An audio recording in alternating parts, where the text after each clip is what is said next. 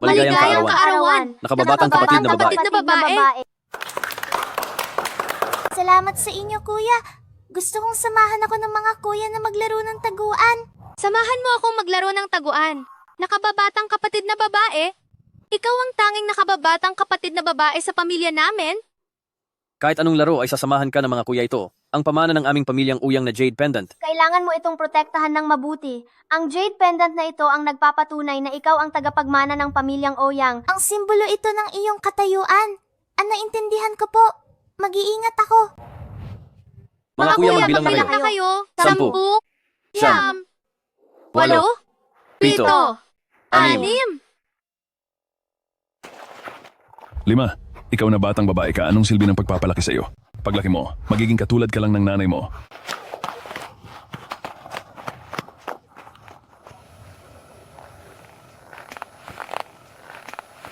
Na marunong lang mangakit ng mga lalaki. Kamakailan lang, ang pinakamayamang tao sa Chingcheng na si Ouyang Group ay inihayag na ang pamilyang Ouyang na tanging anak na si Ouyang Qian ang tatayong tagapagmana at ang Jade Pendant ng tagapagmana ay ibinigay kay Ouyang Qian para isuot. Bakit noong ipinanganak ka ay ikaw agad ang donya ng pamilyang Ouyang, samantalang ako ay pinaparusahan lang ng tatay ko? Ibigay mo sa akin ang Jade Pendant. Ako dapat ang maging donya ng pamilyang Oyang. Ayoko, ibigay mo sa akin.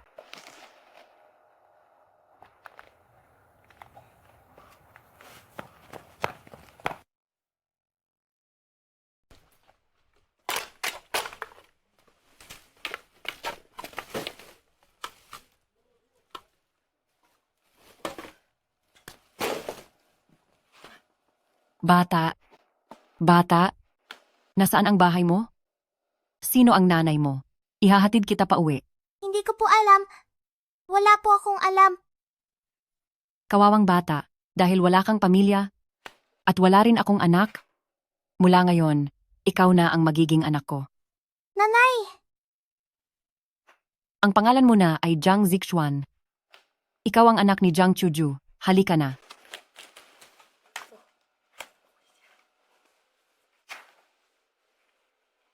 Hello? Ano? Nahanap niyo na ang kapatid ko? May anak na siya?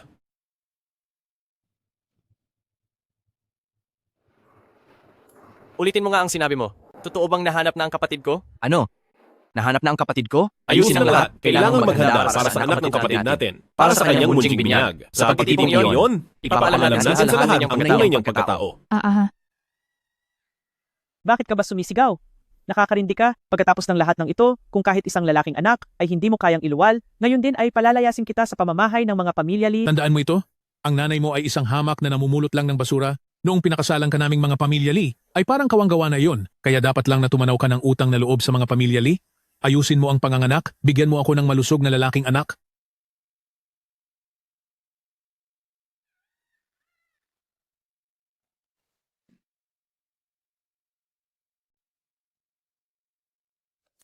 Hay naku, wala kang silbi. Kahit isang anak na lalaki ay hindi ka makapagluwal. Ang pangalan ng pamilya Lee ay matatapos na dahil sa kawalan mo ng kwenta. Ma, kahit anong mangyari, anak din namin ito ni Bowen.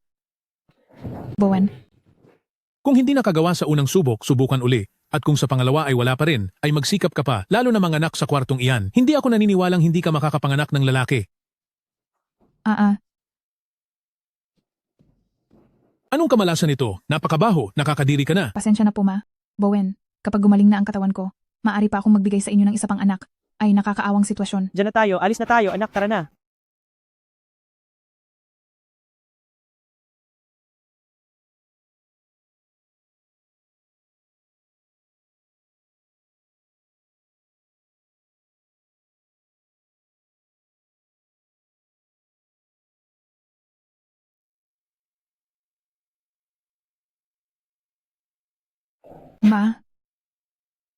Ma, nagmamakaawa po ako.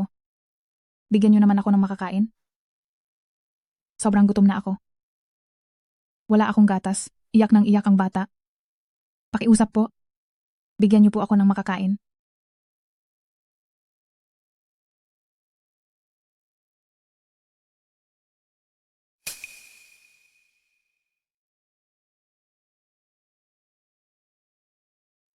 Eto, kumain ka.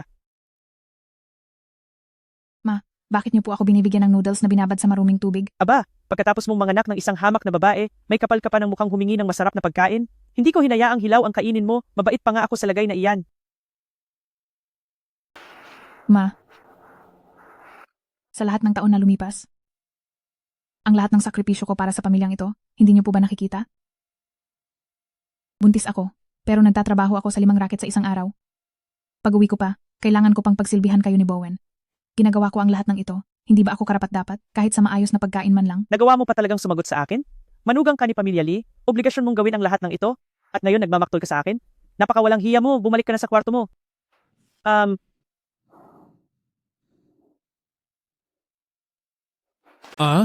Ito ang imbitasyon para sa full moon banquet ni Ouyang Group Xiaoyi. Saan mo nakuha ito? Napakalaking bagay nito. Siyempre nakuha ko lang ito sa dati kong lalaki.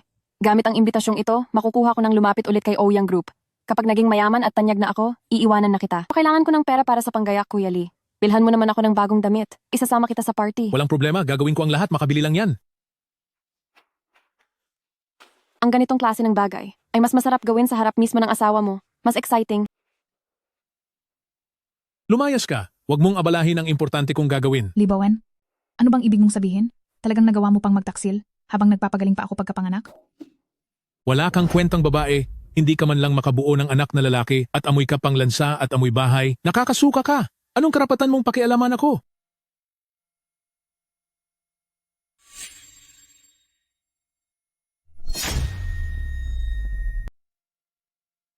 Ibigay mo sa akin ang kwintas na ito dahil ako ang magiging anak na babae ng pamilyang Ouyang. Ayoko. Sa akin ito. Mali lang siguro ang nakita ko sa leeg niya. Paano niya magagawang magsuot ng kwintas ni Ouyang Qian? Ngayon kahit sinong mababang uri na tao, may lakas na ng loob na kalabanin ako. Tignan mo nga muna ang sarili mo kung sino ka. Isang babaeng nagkaanak na, lagitan ng buhok, sira na ang katawan. Ano mo ikukumpara ang sarili mo sa akin? Ano? Lee Bowen, hanggang ngayon hindi pa kumakain ang asawa mo. Wala siyang gatas na maibigay sa anak niyo. Iyak ng iyak ang anak mo. Habang sa harap ko mismo, ay nakikipaglandian ka sa babaeng ito. Wala ka na ba talagang konsensya? Sino ang tinatawag mong kabit? Ako si Sun Yi, kasama ang pamilya Lee, ay magiging bahagi na ng pinakamayaman sa kapital? Sa pamilya ni Ouyang Group? Sino ka ba sa tingin mo? Anong karapatan mong tawagin akong kabit? Nakikita mo ba ito?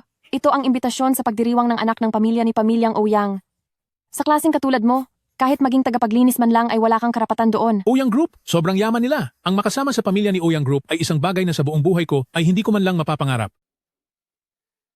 Hoy, ikaw na walang hiya ka? Isama mo ang anak mong yan at umalis na kayo rito. Nagsisinungaling kayo.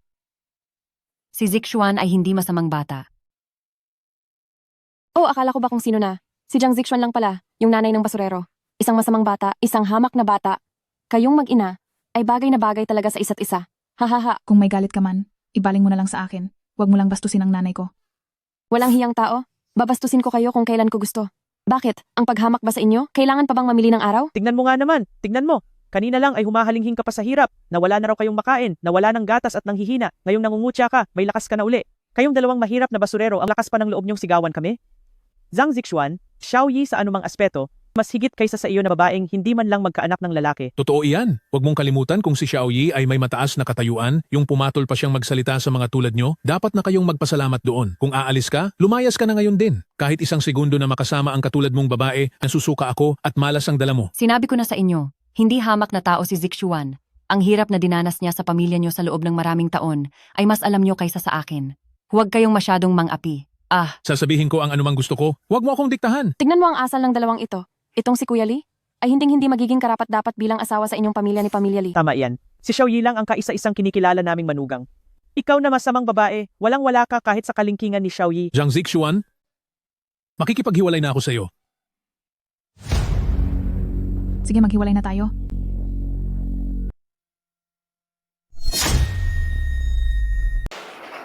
Kuya Lee, yung masamang babaeng iyon, meron ba siyang dalang mamahaling hiyas na locket sa kaniyang katawan? Wala siyang kahit ano. Wala siyang kuwentang babae.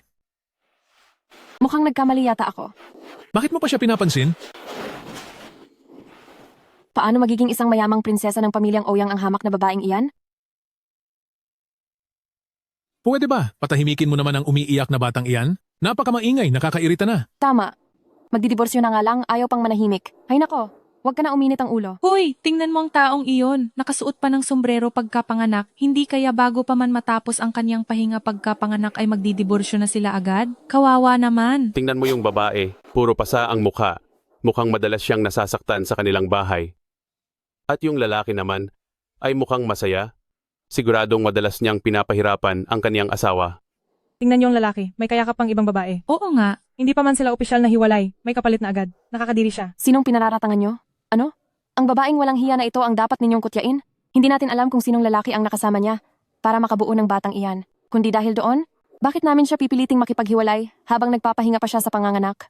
Kung hindi siya nahihiya, ako at si Kuya Lee ay nahihiya para sa kaniya. Tama iyon? Siya, hindi lang siya nagtaksil sa akin kasama ang ibang lalaki. Gusto niya pa na kaming magbayad para buhayin ang batang iyan. Sa ganyang klaseng masamang babae, kung kayo ang nasa sitwasyon ko, makakatiis ba kayo? Libowan, malinaw na ikaw ang unang nagtaksil. Pinilit niyo akong makipaghiwalay at pumayag na ako. At kailanman ay hindi ko hiniling na kayo ang magbayad para sa pagpapalaki sa anak ko. Huwag kayong magsalita ng masama sa akin. Huwag niyong baliktarin ang katotohanan. Ah, ganoon pala ang nangyari. Kaya naman pala, kakapanganak pa lang ay naghihiwalay na. Matindi, ngayon lang ako nakakita ng babaeng ganyan kawalang hiya. Kununan niyo ng video. Kununan niyo. Kununan niyo. Nagsisinungaling kayo.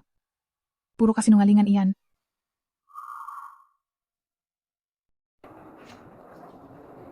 Ma, tapos na po ang lahat ng papeles? Simula sa araw na ito, wala na kaming anumang koneksyon ng masamang lalaking iyon. Mabuti na naghiwalay na kayo. Zixuan, laging nasa panig mo si Mama. Bubuhayin kita pati ang anak mo.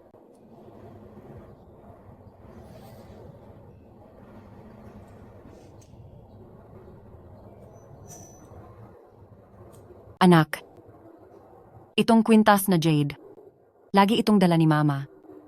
Sana ay protektahan ka nito at lumaki kang malusog.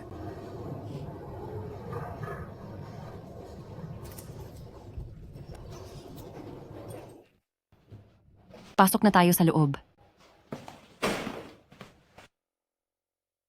Anong ginagawa niyo rito? Bakit kayo nandito? Hiwalay na tayo? Bahay ko ito. Pakiusap, lumabas na kayo. Bahay mo? Imulat mo ng maigi ang iyong mga mata. Tingnan mong mabuti kung kaninong pangalan ang nakasulat sa titulong ito. Ang bahay na ito ay pinaghirapan ni Mama sa pangungulekta ng basura para ipangbili para sa kasal ko. Kailan pa ito naging sa iyo? Napakadaling sagutin yan. Dahil habang buhay, ay mababang uri lang kayo at wala kayong karapatan na tumira sa bahay na ito. Siyempre, itong bahay na ito ay pansamantala lang nating tutuluyan. Kapag nakuha na natin ang pabor ni Ouyang Group, mabilis na tayong makakalipat sa malaking mansyon. At sa oras na iyon, itong bahay mo, ang gagawa kaming bahay ng aso rito. Imbis na ikaw ang patirahin. Hahaha. Ang ingay. Hanggat nandito ang pampagulong batang iyan, hindi ako pakakasal sa iyo. Xiaoyi, sabihin mo nga kung paano mo gustong idispatcha? Ang batang salot na yan? Kuya Lee, isipin mong mabuti. Kung hahayaan mo siyang palakihin ng batang iyan, pagkatapos noon, gaano kaya kalaking gastusin iyon? Ang babaeng ito ay walang-wala sa buhay at sa huli ay talagang manghihingi. Pa rin sa iyo. Huwag kang mag-alala. Hinding-hindi ako hihingi sa kanya kahit isang sentimo. Ang sarili kong anak ay mag-isa ko siyang papalakihin. Sa lalaking may anak na iba, ay hindi ako pakakasal. Dahil para sa batang ito, ay anumang oras ay maaari kayong magkalapit muli. Kapag napakasalan ko na si Sunyi at nakuha ang koneksyon kay Ouyang Group, ako na si Lee Bowen sa hinaharap. Ano pa ba ang wala ako? Ang yamang ito ay hinding-hindi ko sasayangin dahil lamang sa isang bata. Sabihin mo na lang kung paano mo gustong tapusin ang lahat para sa batang ito? Kapag ang tao ay wala na, saka lang ito hindi manggugulo.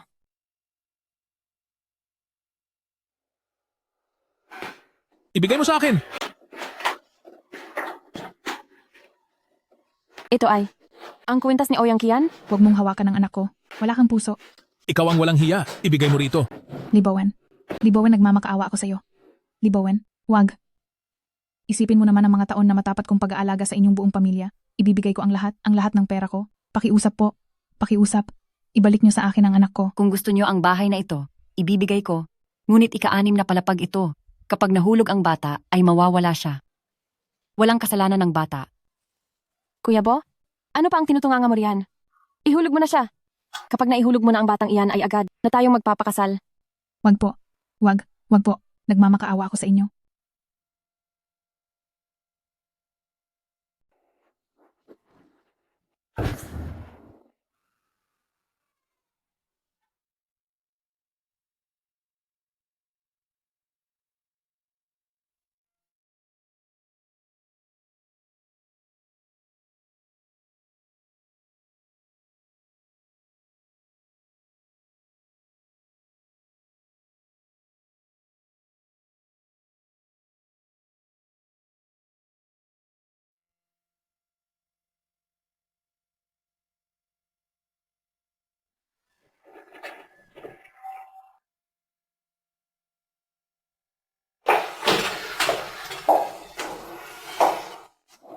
Anak, hindi pa man lang nakakaabot si mama na bigyan ka ng pangalan.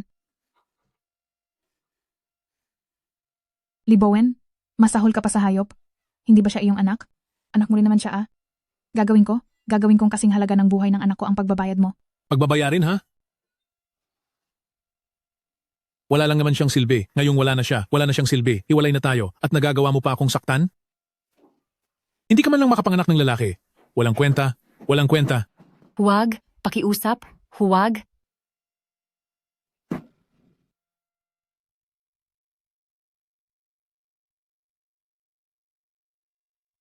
Ang masamang babaeng ito, ang rami ng nawawalang dugo sa kanya.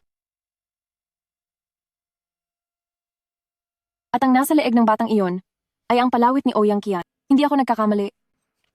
Si Zhang Zixuan ay walang iba kundi si Ouyang Qian. Ang palawit. Gaya ng ipinag-utos niyo po. Nakuha po ang bata.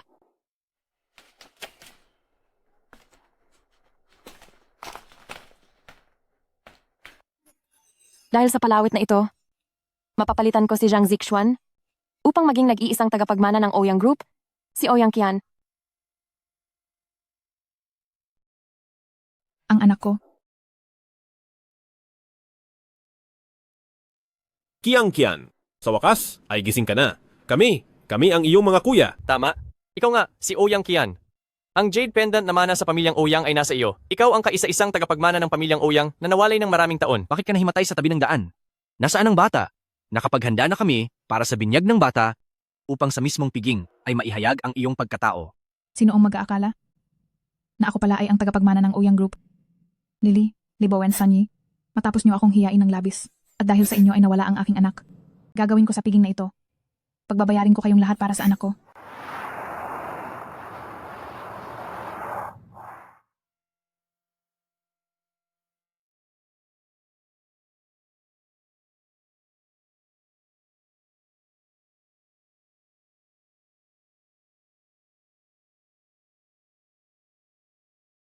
Ikinagagalak naming ipakilala ang anak ng pamilyang Ouyang, si Ouyang Qian, halina sa entablado.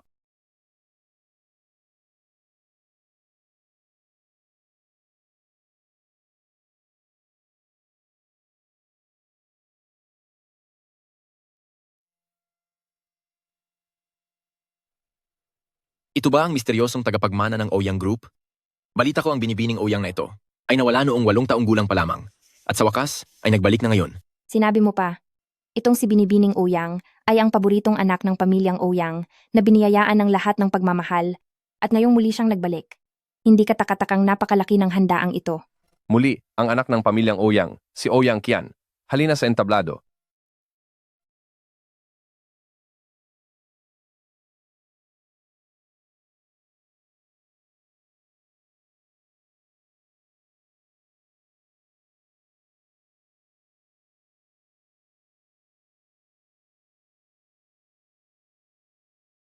Anong nangyayari?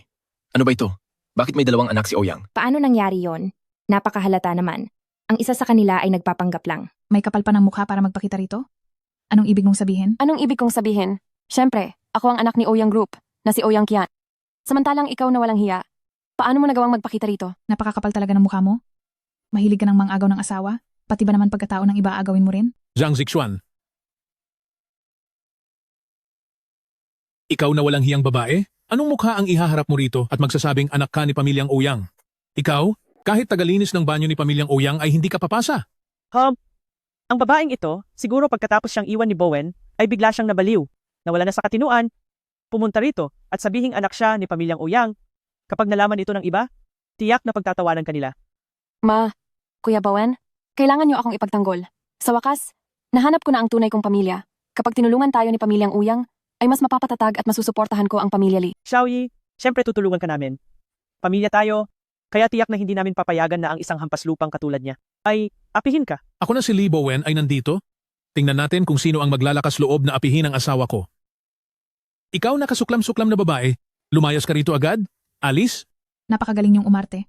Kayong buong pamilya. Talagang wala kayong matinong kasama. Hoy, sinong sinasabi mong hindi matino? Ikaw ang hindi matino. Buong pamilya niyo ang walang kwenta. Ang pamilya niyo ang may problema. Sino itong nag-iingay rito?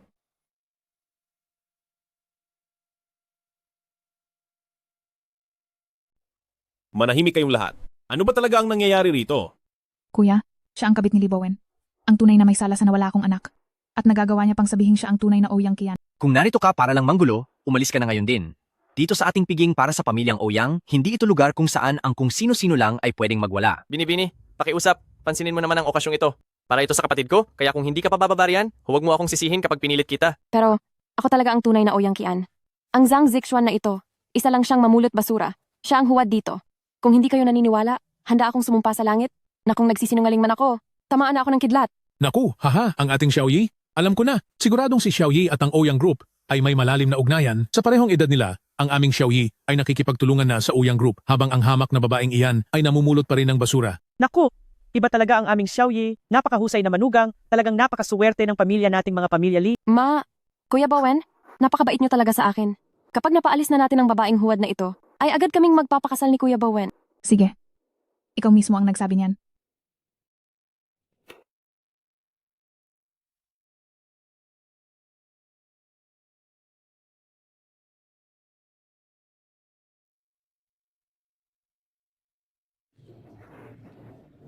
Kung ikaw ang nagpapanggap, hindi na kailangang tamaan ka ng kidlat. Ngayong araw, luluha ka ng dugo dito para sa aking anak. Pinabayaang mawala ang anak mo? Kalokohan yan. Ang totoo niyan ay ikaw mismo, nang makita mong babae siya, nang hindi kami nakatingin, palihim mo siyang itinapon. Tama? Mula nang ipanganak ang batang iyon, lagi na siyang nasa tabi mo. Kailan naman kami magkakaroon ng pagkakataon na saktan siya o tapusin siya? Nagluluksa pa raw. Napaka-plastic talaga. Sa tingin ko, sinasadya mong mapalapit sa mga taga-Ouyang Group, kaya nagsisimula ka ng gumawa ng gulo sa kawawa mong dating asawa at sa pamilya nito. Ang dapat lumuhod. At magluksa. Sa tingin ko, ay walang iba kundi ikaw. Nagsasabuatan kayong lahat, at mag-isa lang ako. Hindi ko kayang talunin ang tatlong tulad ninyo. Pero pagdating sa pagkakakilanlan, hindi iyan pwedeng dayain. Kung malinis ang konsensya mo, pagbigyan mo ang hiling ko. Sige, papayag ako. Akala mo naman ay natatakot ako sa iyo. Huwag mo nang tangkaing agawin ang pagkatao ko, at huwag mong subukang ibato sa akin ang sarili mong bahid. Akala ko nung una, ay gusto niya lang talaga na manggulo ng walang dahilan. Bakit kaya napakalakas ng loob niya? Tama na yan. Huwag na kayong mag-away. Sa inyong dalawa, siguradong may isang peke rito. Wala akong pakialam kung sino ang impostor kapag nalaman namin kung sino ka. Kaming mga Ouyang Group ay hindi ka palalampasin. Ikaw na impostor? Babalaan na kita bago mahuli ang lahat, ngayon pa lang ay sumuko ka na habang may oras pa. Sinubukan mong magpanggap bilang Kian Chian? Isusumpa kitang magbabayad ng lubos sa lahat. Kuya, ako talaga ang tunay na Ouyang Kian. Zixuan, ilabas mo na ang jade pendant na pamana ng pamilya. Ang pendant ay nasa. Ang pendant ay nasa akin. Ito ang bagay na iyon, ang minanang jade pendant ng pamilyang Ouyang. Walang duda, itong pendant na ito ay kayamanan ng aming pamilyang Ouyang, hindi ito mapepeke. Noong bata pa si Qianqian, ang bagay na ito ay laging kasama niya. Ayon sa nakalap naming ebidensya, ang jade pendant na ito ay nasa kay Zixuan, hindi ko inakalang nasa iyo pala. Ikaw pala ang aming tunay na kapatid. Malinaw na sa akin ang pendant na ito. Bakit ito nasa mga kamay mo? Sa'yo ang pendant? Kung pendant mo nga ito, bakit wala ito sa iyo? Huwag kang basta-basta mag-imbento ng kwento. Zhang Zixuan, sinasabi ko sa iyo, huwag kang magmalaki. Kung ang pamilya niyo ay mayroon ng ganito kahalagang kayamanan, imposibleng naghihirap ang buong pamilya niyo at umaasa lang sa pangangalakal ng basura. At isa pa, kahit na sabihin nating totoo ngang nasa iyo ito, ay madidikit lang ito sa iyong pagiging maralita. Sus, iiwas na nga kami dyan, tapos nakawin pa namin sa iyo?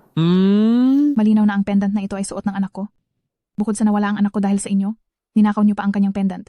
Tao ka ba talaga? Sa sinasabi mo, ang pendant na ito ay maraming taon na ang nakalipas. Bakit sa panahong ito ay biglang wala na ito sa iyo? Miss Zhang, pwede bang kapag magsisinungaling ka, ay galingan mo naman ang rason mo, hindi ba? Huwag kang magsalita ng walang katotohanan.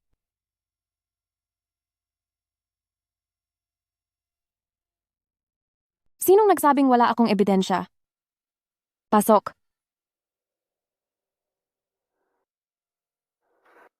Nay. Zixuan. Alam ni nanay, nasa loob ng maraming taon ay gusto mong mahanap ang tunay mong pamilya. Pero, kailanman ay wala ka namang suot na kwintas na jade. Nay, ano po ang mga pinagsasabi niyo? Itong kwintas na jade na ito. Sa loob ng 15 taon, hindi ba't lagi ko itong suot? Noong naghihirap ang pamilya natin, sabi ko ay isan la ang jade na ito, pero tumanggi po kayo. Sinabi niyo noong napulot niyo ako, ang jade na ito ay nasa akin na. Sabi niyo, ito ay alaala ng pamilya ko na naiwan sa akin. Hindi niyo na po ba natatandaan ang lahat ng iyon? Zhang Zixuan, pinapayuhan kita, naharapin mo na lang ang katotohanan at huwag ka nang gumawa ng kwento rito. Mismong nanay mo na ang nagsalita. Posible pa bang magkamali iyon? Ang matandang ito na namumulot ng basura, sa pagkakataong ito ay marunong sumunod. Isipin mo nang mabuti, sa kabila ng pagiging mahirap nyo, na mapapunta ka sa handaan ng Uyang Group, ay napakaswerte nyo na. Tingnan mo.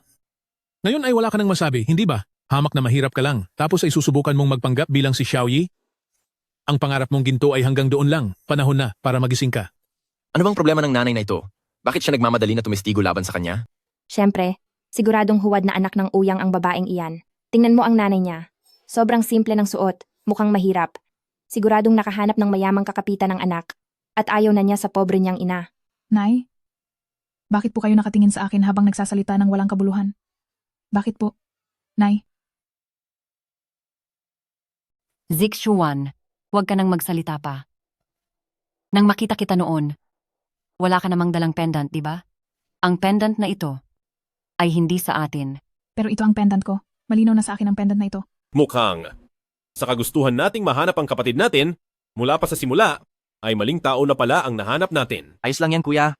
Ngayong lumabas na ang katotohanan, ang totoong Qiang Tian ay nakabalik na rin sa wakas.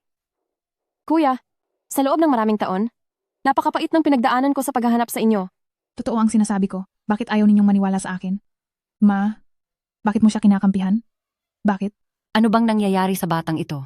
Mula noong bata ka pa, wala naman talaga akong nakitang pendant sa iyo. Itigil mo na ang pagsasalita ng kung ano-ano. Sumama ka na sa akin, tayo na. Nagsisinungaling ka? Ma, bakit ka ba nagsisinungaling? Ang pendant na ito ay suot-suot ko na bata pa lang ako. Bakit mo sinasabing hindi mo pa ito nakita? Wala nang marami pang salita. Sumama ka na sa akin. Alis na tayo. Sinungaling? Lahat kayo ay sinungaling. Bakit nyo ba? Bakit nyo ginagawa ito sa akin? Bakit nyo kailangang gawin ito sa akin? Umuwi na tayo ngayon din. Kahit na ngayong araw, ay itakwil mo pa ako bilang ina mo. Hindi ko pa rin hahayaang magpatuloy ka sa pagsasalita ng kung ano-ano. Sumama ka na sa akin. Hindi. Hindi ako aalis. Ako ang tunay na Ouyang Qian. Ako ang totoong Ouyang Qian. Kapag hindi ka sumama sa akin, ay wala na. Ituturing na kitang hindi ko na anak.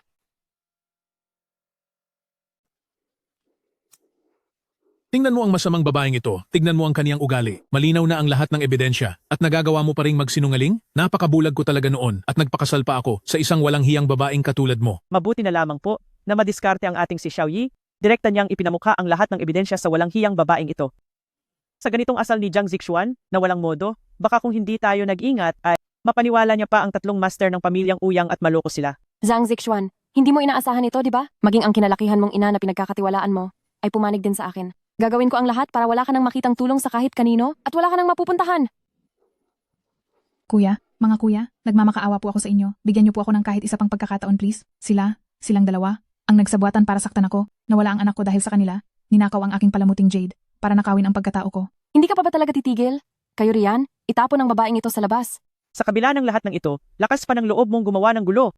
Wala ka namang mailabas na ebidensya, puno ka ng kasinungalingan, at mabilis kang mag-imbento ng kwento. Hindi ko na talaga alam. Habang tinititigan kita, ay lalo lang akong nagagalit.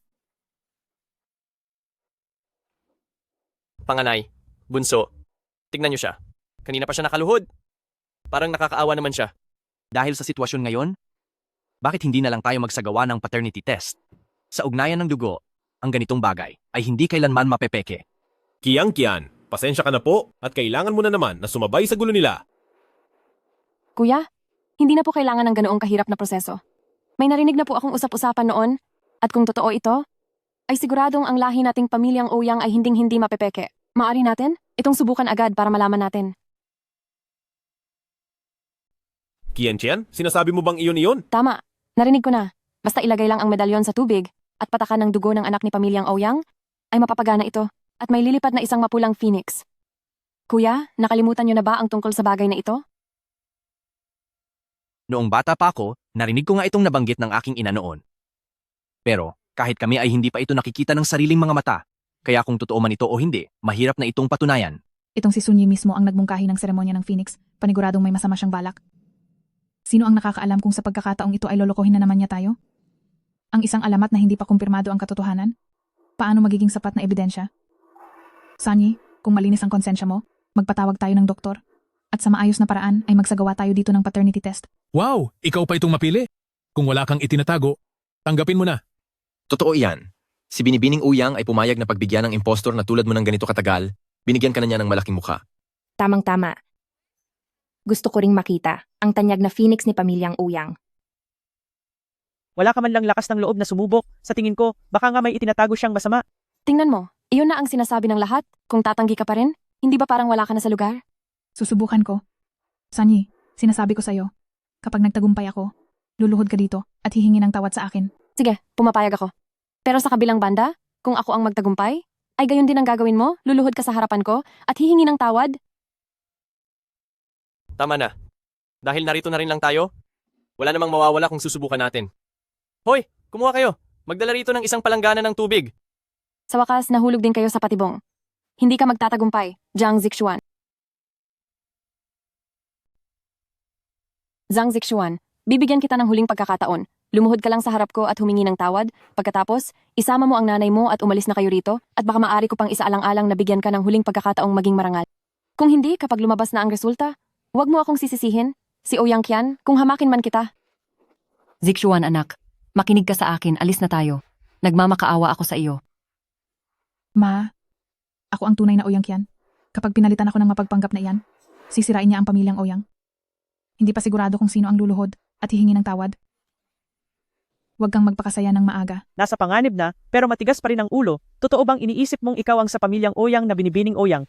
Ang aming Xiaoyi, sa kanya, ay naging masyadong mabait. Hay! Talagang wala na siyang takot kahit huli na. Isang masamang babaeng iniwan ko lang naman. Akala mo kung sinong matapang? Talagang wala siyang hiya. Inaabangan ko nang makitang mapahiya ang impostor na iyan sa harap ng lahat. Ano pang hinihintay natin? Bilisan ang pagpatak ng dugo. Tama, pataka na. Zhang Zixuan o Zhang Zixuan, huwag mo akong sisihin na hindi kita binigyan ng pagkakataon dahil ikaw mismo ang humanap ng sarili mong kapahamakan. Tama na. Handa na ang tubig. Sino sa inyong dalawang mauuna? Ako. Ako na ang mauuna.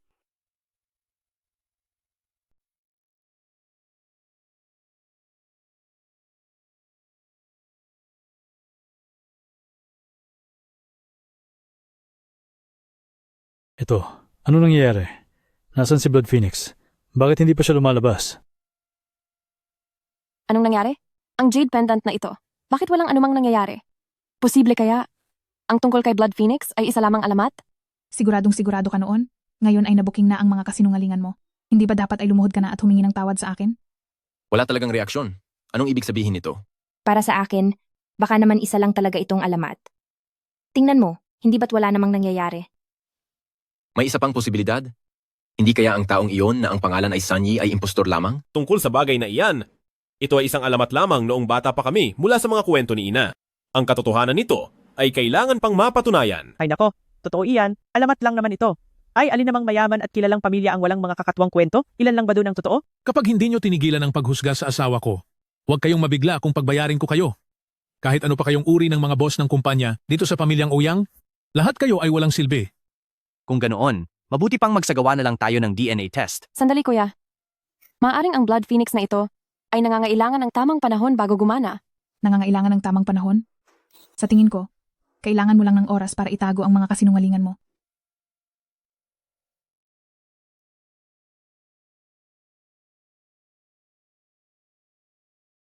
Yan nga ang Blood Phoenix. Totoo palang alamat.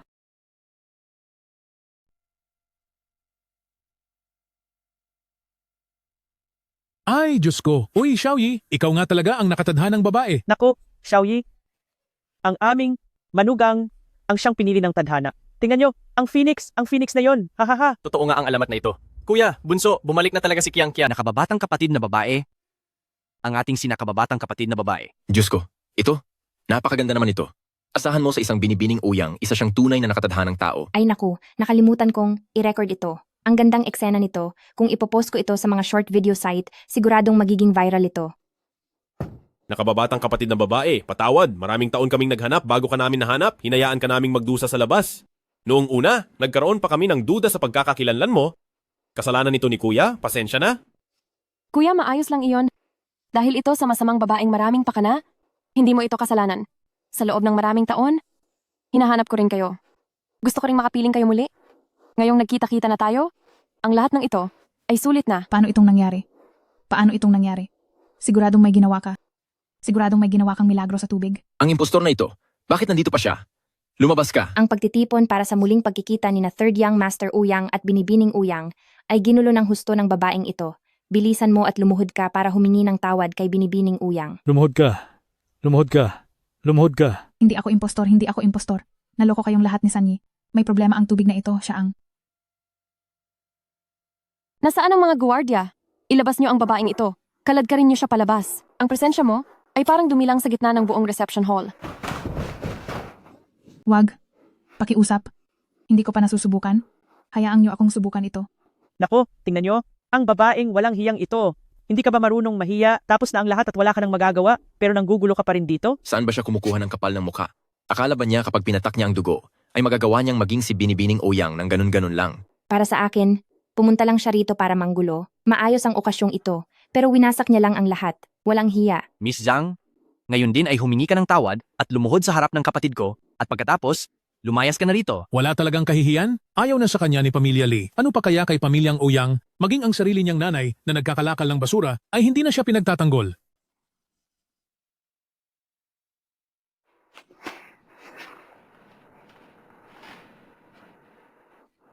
Akala mo ba? Dapat kaming magluksa para sa iyo? Tingnan mo muna ang sarili mo sa salamin, isang basura ka lang. Naninira ka na nga at nagpapanggap pa? Napakasama mo talagang tao. Tama? Matagal ko na ring ayaw ang tatlong kamalasang mga gamit na ito. Magaling ang ginawa mo, Xiao Yi. Ano pang tinitingnan niyo riyan? Ihagis niyo na siya sa labas. Huwag. Pakiusap. Bitawan niyo ako.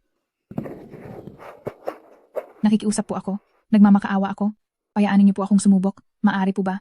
Pakiusap sa inyong lahat. Zhang Zixuan, sigurado ka bang gusto mo itong subukan? Gusto kong suriin ito. Kailangan ko itong suriin. Dahil kung hindi, paano ko malalaman kung anong panlilin lang ang ginawa mo sa tubig? Binibining Oyang, hayaang suriin niya yan. Tingin ko talaga ay hindi siya titigil hanggat hindi siya napapahiya. Tutal naman ay peke siya, mas mabuti pang hayaan na siyang sumubok. Tiyak na ang hitsura ng babaeng ito habang nakaluhod ay magiging kawili-wili. Sayang naman kung hindi natin papanoorin. Tama. Tingnan natin kung ano pang drama ang magagawa ng walang hiyang babaeng ito. Pakinggan nyo, hindi na rin makatiis ang lahat. Anong pakunwari pa ang gagawin mo? Gawin mo na ang lahat. Pero para sa akin, pinapayuhan kita na umalis ka na agad. Huwag mo nang dungisan ang marangal na ballroom ng Oyang Group. Napakatagal na nating ginagawa ito, hindi pa ba ito tapos? Hindi ba't basurera lang siya? Pilit pa niyang pinapangarap ang buhay ng isang senyorita. Sa tuwing naaalala ko na kinasal ako sa iyo dati, sobra akong nandidiri. Qian, ang tungkol sa bagay na ito ay sa iyo nakadepende ang desisyon. Kung ayaw mong hayaan siyang suriin yan, tatawag agad kami ng mga security para ilabas at itapon siya. Ayos lang iyon, Qian. Nandito ang mga kuya para suportahan ka. Ang impostorang ito ay wala namang magagawang gulo rito. Sige na nga, dahil napakapilit niya. Mga kuya, pagbigyan na natin siyang sumubok muli. Sige, kung ano ang gusto ng kapatid ko, iyon ang masusunod. Zhang Zixuan, talagang hindi ka pa rin susuko hanggang huli. Ngayong araw ay gagawin ko ang lahat para mawala na ng tuluyan ang iyong pag-asa.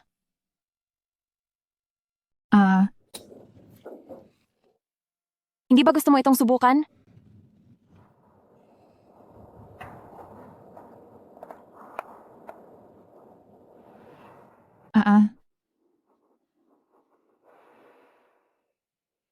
Sanyi, sinadya mo ba iyon? Kukuha lang dapat ng kaunting dugo para ipatak sa kwintas, pero bakit kailangang maging ganito kalupit? Masamang babae ka. Bakit hindi ka marunong rumespeto? Hindi ba ikaw ang nagpilit na kumuha ng dugo?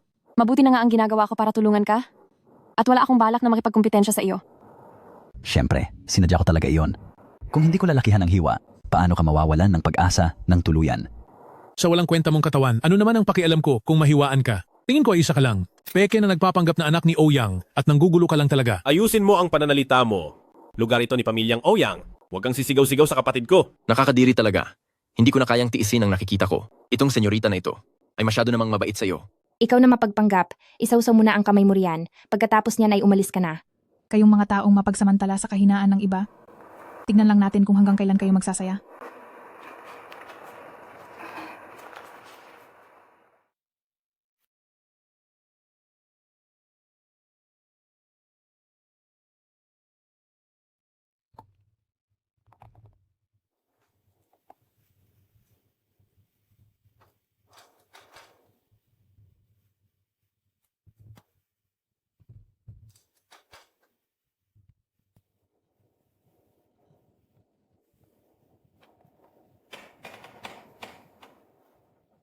Sinasabi ko na nga ba, walang nangyari.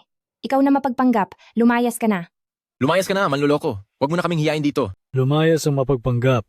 Paano itong nangyari? Jiang Zixuan, kontento ka na ba? Ang daming tao ang naabala mo ng matagal. Akala mo ba ay wala kaming ginagawa? Pinapayuhan kita na. Sumunod sa napag-usapan nating patakaran, lumuhod ka at humingi ng tawad sa akin.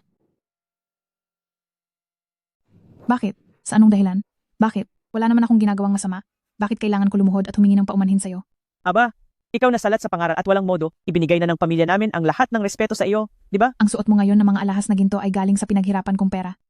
Kayong buong pamilya, wala kayong ginawa kundi gamitin ako at siraan ang pagkatao ko. Anong karapatan mong pagsalitaan ako ng ganyan? Wala kang hiya, napakasama mong babae. Nagawa mo pang sigawan ng nanay ko. At ano naman kung sisigawan ko siya? Nanay mo siya, hindi ko siya nanay. Matagal na tayong hiwalay. Libawen? Huwag mo nang subukang gamitin ang pananakit mo para kontrolin ako.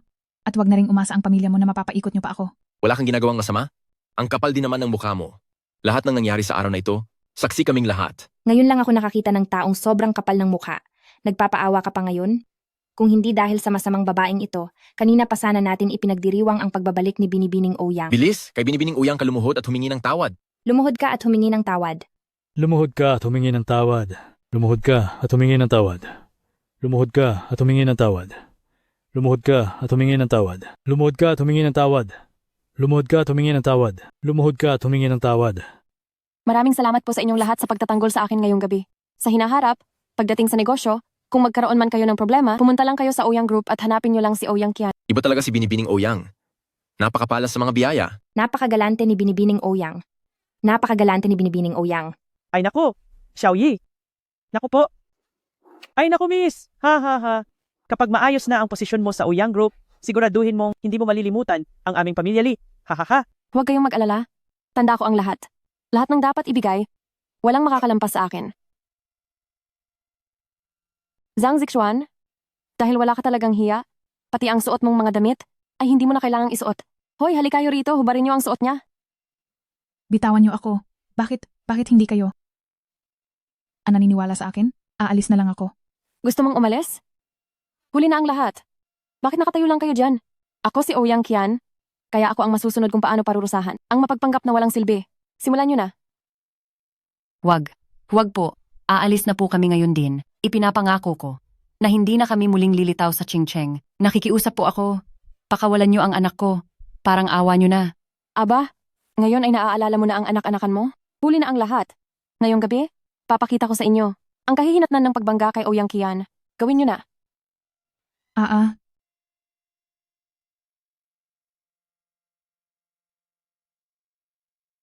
Hahaha. Ilang araw pa lang matapos ang diborsyo, ay mas nagiging malandi ka na. Nakaupo ka rito ng gulo-gulo ang suot. Sino ba ang sinusubukan mong akitin? Napakasamang babae mo talaga. Nakuha mo pang umiyak? Ha? Nung naninigaw ka kanina, hindi ka naman ganyan kahina. Nagpapanggap kang tila isang santa. Tingnan niyo ang hitsura niya. Hinamak at iniwang nakabulagta diyan. Napakakahiya. Bakit nakatitig lang kayo? Sige na, videohan nyo na. Ang ganitong klaseng eksena ay bibihira lang nating makita. Ha ha ha.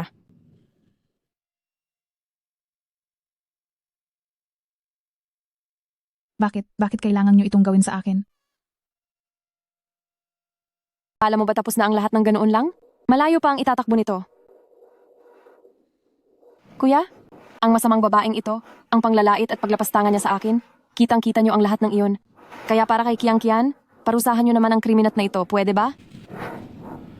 Qian Qian, sobra-sobra na ang nakuha niyang pananakit ngayong araw. Kung hindi kaya, itapon na lang natin siya agad palabas. Nagsisimula pa lang tayo. Hindi niyo alam, noong una, kung gaano kahirap ang buhay na dinanas ko. Ang dati kong amain, pagkatapos uminom ng alak, araw-araw niya akong sinasaktan. Tingnan niyo. Kasalanan namin ito.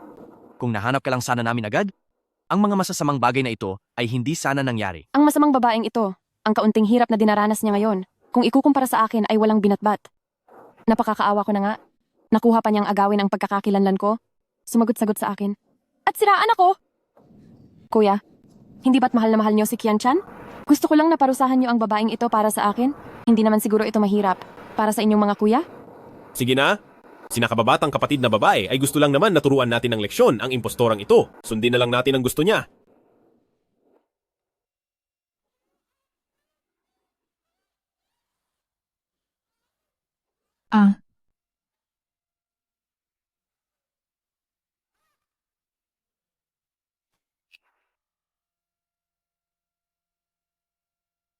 Zixuan, Zixuan, Zixuan. Ah. Zixuan, anak ko. Kasalanan ito ni Mama. Kasalanan ko ang lahat. Mga walang puso kayo. Mga hayop kayo. Zhang Zixuan, mula noong 8 taong gulang pa lang tayo, sa wakas ay nagkapalit na ang mga pwesto natin. Sa wakas ay nakuha ko rin ang lahat. Salamat sa iyo. Dahil sa pagtapak sa iyo at pagkuha sa posisyon mo, pakiramdam ko ay nahanap ko na ang tunay na kaligayahan. Kayo riyan, ang masamang babaeng ito, at ang kanyang nanay, ilabas sila sa bulwagang ito. Aalis na kami. Kusang aalis na po kami. Bata. Ang dumi na ninyong tingnan. Pero ang lakas pa rin ng loob nyo. Halos humanga na nga ako sa sobrang kakapalan ng mukha nyo. Sa wakas, natapos na rin ang gulo. Ngayong wala na ang mga maduming taong iyan. Makakainom na rin tayo ng maayos. Nawawalan ako ng gana tuwing makikita ko siya.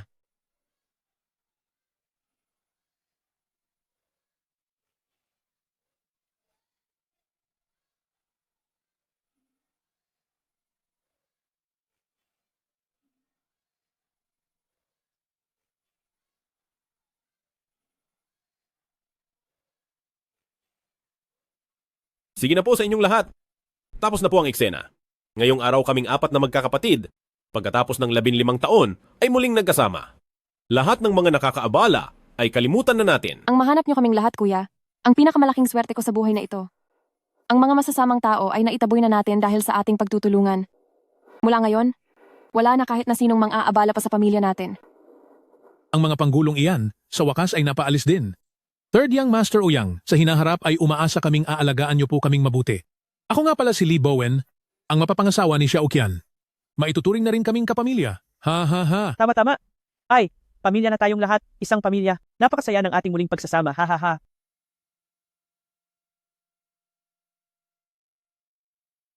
Nay, bakit mo ba siya kailangang tulungan? Zixuan, pasensya na. Magtatapat na ang nanay. Sasabihin ko na ang lahat sa iyo. Zixuan, hindi nawala ang iyong anak. Kinuha lang siya ni na Sun Yi at ng mga kasama niya. Ma, nagbibiro lang po kayo, di ba? Totoo ang lahat ng sinabi ko. Noong araw na iyon, palihim akong kinausap ni Sun Yi. Sinabi niya sa akin na, kapag tumayo ako bilang saksi para sa kanya sa piging, ibabalik niya ang bata at hahayaan siyang mamuhay kasama natin.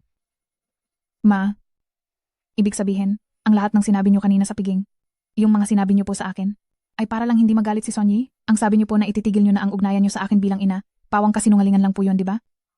Siyempre naman. Paano ko matitiis ang aking Zixuan? Ang Zixuan ko, ang pinakamabait at pinakamabuting anak sa buong mundo. Ma. Oo nga po, Ma. Ma, maaari naman po nating hintayin na maibalik ang posisyon ko at hayaan si Pamilyang Uyang na tulungan ako na bawiin ang bata. Sana ay hindi natin kailangang danasin ang lahat ng pang-aalipusta na ito. Bakit po kayo nagpadalos-dalos? Wala ring saysay. Zixuan, wala ring saysay. Sinabi sa akin ni Sun Yi na hindi ito maaaring pag-usapan. Kapag hindi ako sumaksi para sa kanya, parurusahan niya ang bata. Nagawa na niyang saktan ang bata noon, maaari niya itong gawin ulit. Ma, natatakot po ako. Ma, patawad po sa lahat. Nagkamali po ako ng pagkakaintindi sa inyo. Wala na akong pakialam sa katayuang iyon. Gusto ko lang na makasama ang aking anak. Hanggat wala siyang masamang nangyayari, mayroon pa akong pag-asang mabuhay. Ang aking Zixuan, napakaunawain mo talagang anak.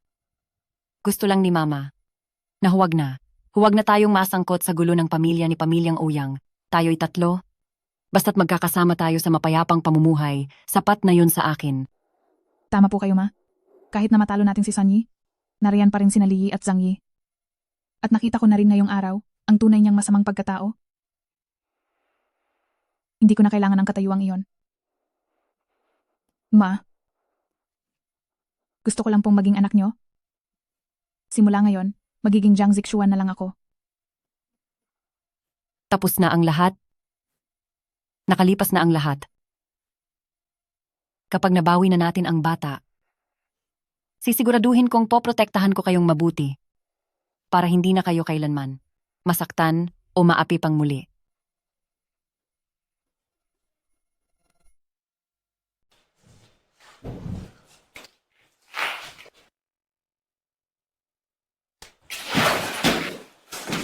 Sunyi, nasaan ang anak ko? Huwag kang magmadali. Tingnan mo, may dala pa nga akong regalo para sa iyo. Huwag kang magkunwari. Nasaan ang anak ko? Maayos lang ang lagay ng anak mo.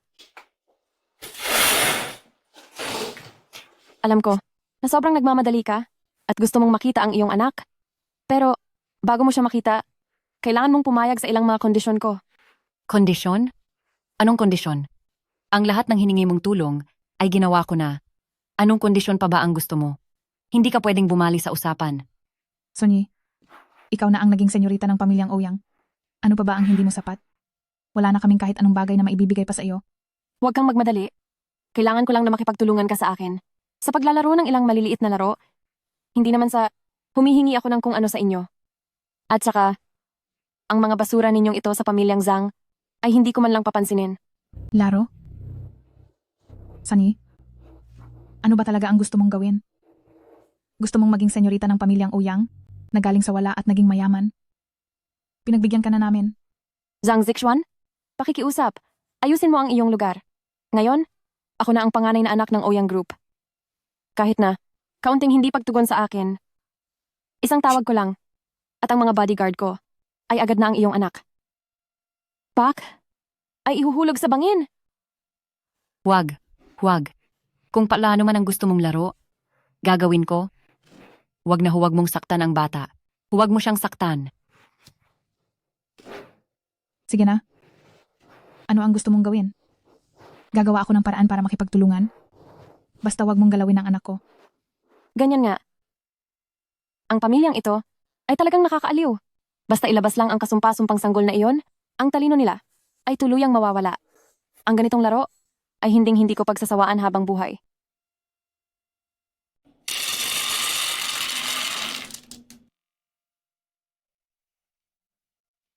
Zhang Chunju, habang buhay kang namulot ng basura, kaya naman ang buong katawan mo, punong-puno ng dumi, nanuot na ang baho ng basura sa iyo.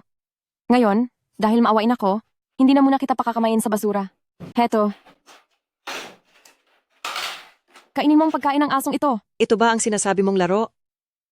Sobrang lupit mo na. Kahit anong mangyari, matanda pa rin ako sa iyo. Paano mo nagawa? Paano mo nagawang? Sunyi, sobrang kawalang hiyaan na yan. Sinasadya mo ba talaga kaming lapastanganin pareho? Kawalang hiyaan? Huwag na kayong masyadong mareklamo. Mabait pa nga ako sa inyo. Dahil binibigyan ko kayo ng pagkakataon na makitang muli ang batang iyon, tapos ako pa ang sinisisi nyo ngayon? Mga wala kayong utang na loob. Hindi ba't sinabi nyo lang kanina? Nagagawin nyo ang lahat para sundin ang gusto ko? Kahit na ganoon, pakainin mo siya ng pagkain ng aso. Hindi mo ba naiisip na labis na iyan? Ano bang tingin mo sa nanay ko? Pagkain ng aso? Dapat niyong tandaan, makausap nyo lang ang batang iyon, hindi lang pagkain ng aso. Kahit pa ipakain ko sa inyo ang dumi, kailangang sumunod kayo. Pagsunod lang sa utos ko, ang tanging paraan upang mahanap nyo ang batang iyong gusto nyo. Ngayon ko lang na-realize. Sinasadya mo ang lahat ng ito? Nandito ka lang para pahirapan kami pareho, para lang sa kasiyahan mo. Ano ngayon? Hindi ko hinayaang mawala-wala. Sa halip, kinuha ko ang sanggol at inuwi siya. Napakalaking pabor na iyon para sa inyo. Mga mababang uri lang kayong dalawa? Huwag niyo namang isiping uupo ako rito para makipagkasundo ng pantay sa inyo. Hayaan mo na, Zixuan. Kung anuman ang gusto niya, pagbigyan na lang natin siya. Alang-alang sa bata, ang lahat ng ito ay sulit.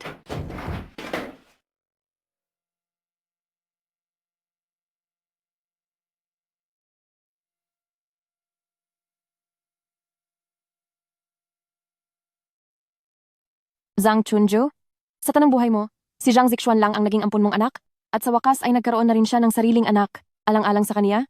Isang maliit na bagay lang ito, hindi mo pa ba kayang gawin? Hindi mo ba gustong makitang lumaking malusog ang iyong apo, at masayang tumatawag sa iyo bilang lola? Isipin mo na lang ang iyong apo. Papakainin lang naman kita ng konting pagkain ng aso, mahirap ba talagang gawin iyan?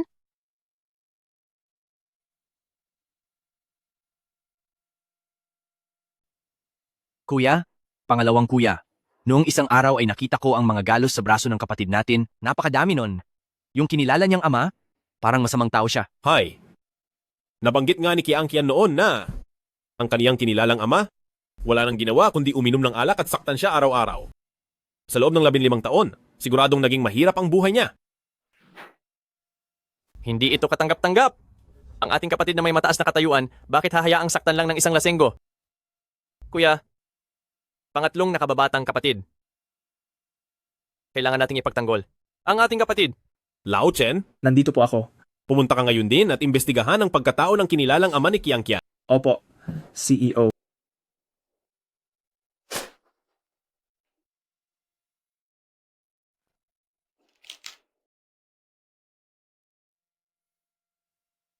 Hahaha.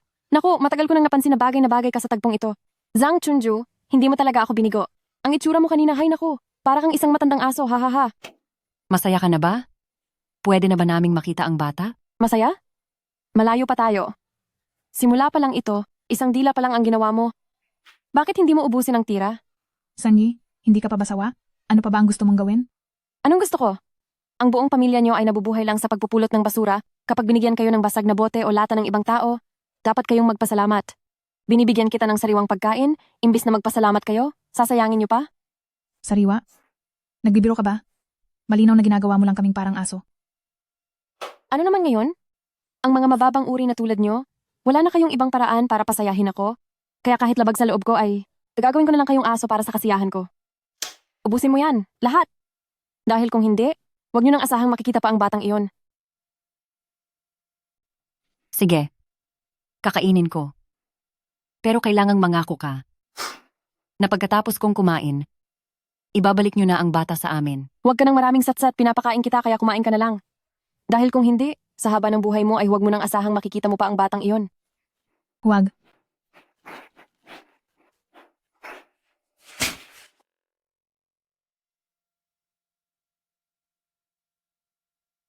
Ang husay, hahaha. Ganyan nga dapat. Ang mga taong mababa ang antas ay dapat gumagawa ng mga bagay na nararapat sa kanila. Sige, kumain ka na. Bilisan mo ang pagkain. Sige na, ilapit mo ang plato gamit ang iyong bibig. Sanyi, hindi ba sabi mo, pagkatapos kumain ni nanay, ay ipapakita niyo na sa amin ang bata? Bakit pa ulit-ulit mo kaming hinihiya ng ganito? Napakasama mong tao? Yak, bakit ka nagpapanggap na matino? Huwag kang magmadali. Ngayon ay ang nanay mo lang muna. Itong matandang ito, pero mamaya marami pa kaming laro na inihanda para sa iyo. Zixuan, ayos lang ako. Ang ganitong bagay, ako na ang gagawa para sa iyo. Matanda na ako. Gagawin ko ang lahat alang-alang sa iyo. Nanay,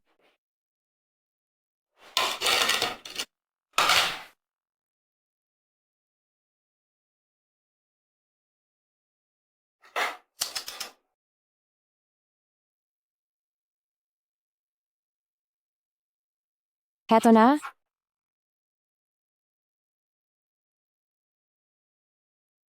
Oh, bilisan mo ang pagkapang.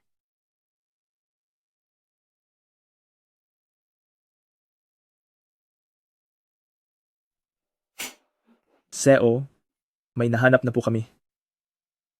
Ang lalaking iyon ay si San Donglai, 53 taong gulang, 10 taon na ang nakakalipas dahil sa matagal na pananakit sa kanyang asawa, nakasuhan siya at mula noon ay nakipaghiwalay ang kanyang asawa. Ngayon ay nakatira siya sa Qingcheng sa isang luma at sirang gusali sa labas ng lungsod. Ang eksaktong tirahan at mga detalye po ay naipadala ko na po sa 3 CEO. Nananakit? Sabi ko na nga ba, itong si Sandong Lai ay isang talunan. Noong may asawa pa siya, sinasaktan niya ito. Ngayong wala na ang asawa niya, yung anak na pinalalaki naman niya ang sinasaktan niya. Napakakaawa naman si Qian Qian na mapunta lang pala sa ganoon kasamang na lalaki. Sige, ihanda ang sasakyan agad. Pumunta tayo sa lugar na iyon para makaharap ang walang kwentang tatay-tatayan na iyon. Halika rito, dali. Ha.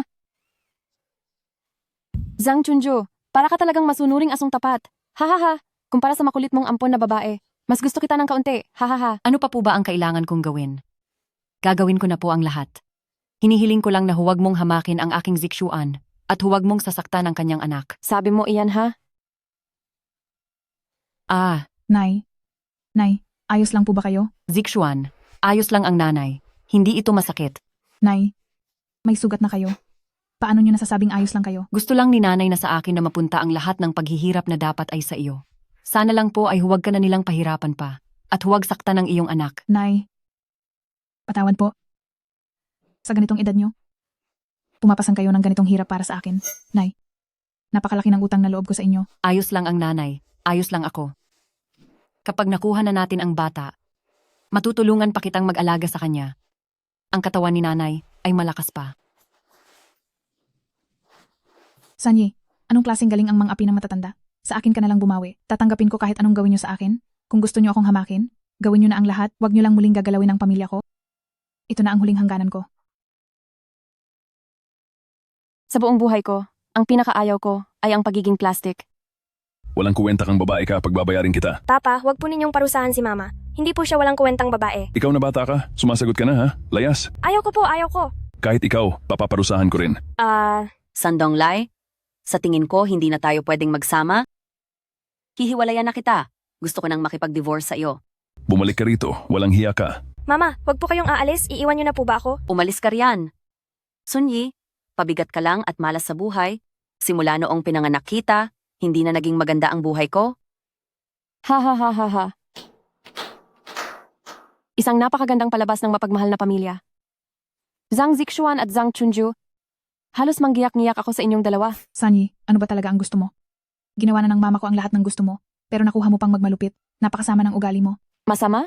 Sasabihin ko sa inyo, sa ipinakita ninyo ngayong araw, hindi ako natutuwa. Kaya nagbago na ang isip ko.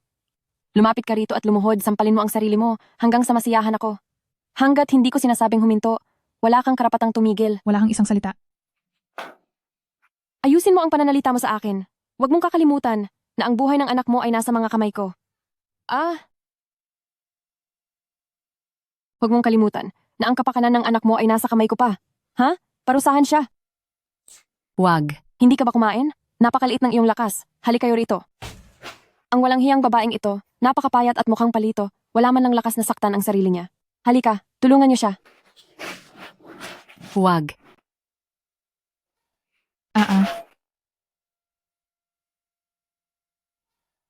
Ha ha ha ha. Ha ha ha. Ha ha ha ha. Ha ha ha. Jiang Zixuan, alam mo bang kung ano ang hitsura mo ay nakakatawa ngayon? Dapat ko itong i-video ng maigi para mapanood ko ng paulit-ulit mamaya. Ha ha ha ha. Ay, tama na, bitiwan niyo na siya. Opo. Ha ha ha ha.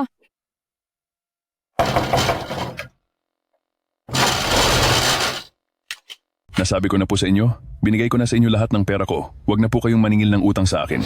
Hoy, matuto kang rumespeto. Hindi kami pumunta rito para maningil ng utang. Itong tatlong ito, sila ang mga presidente ng Ouyang Group.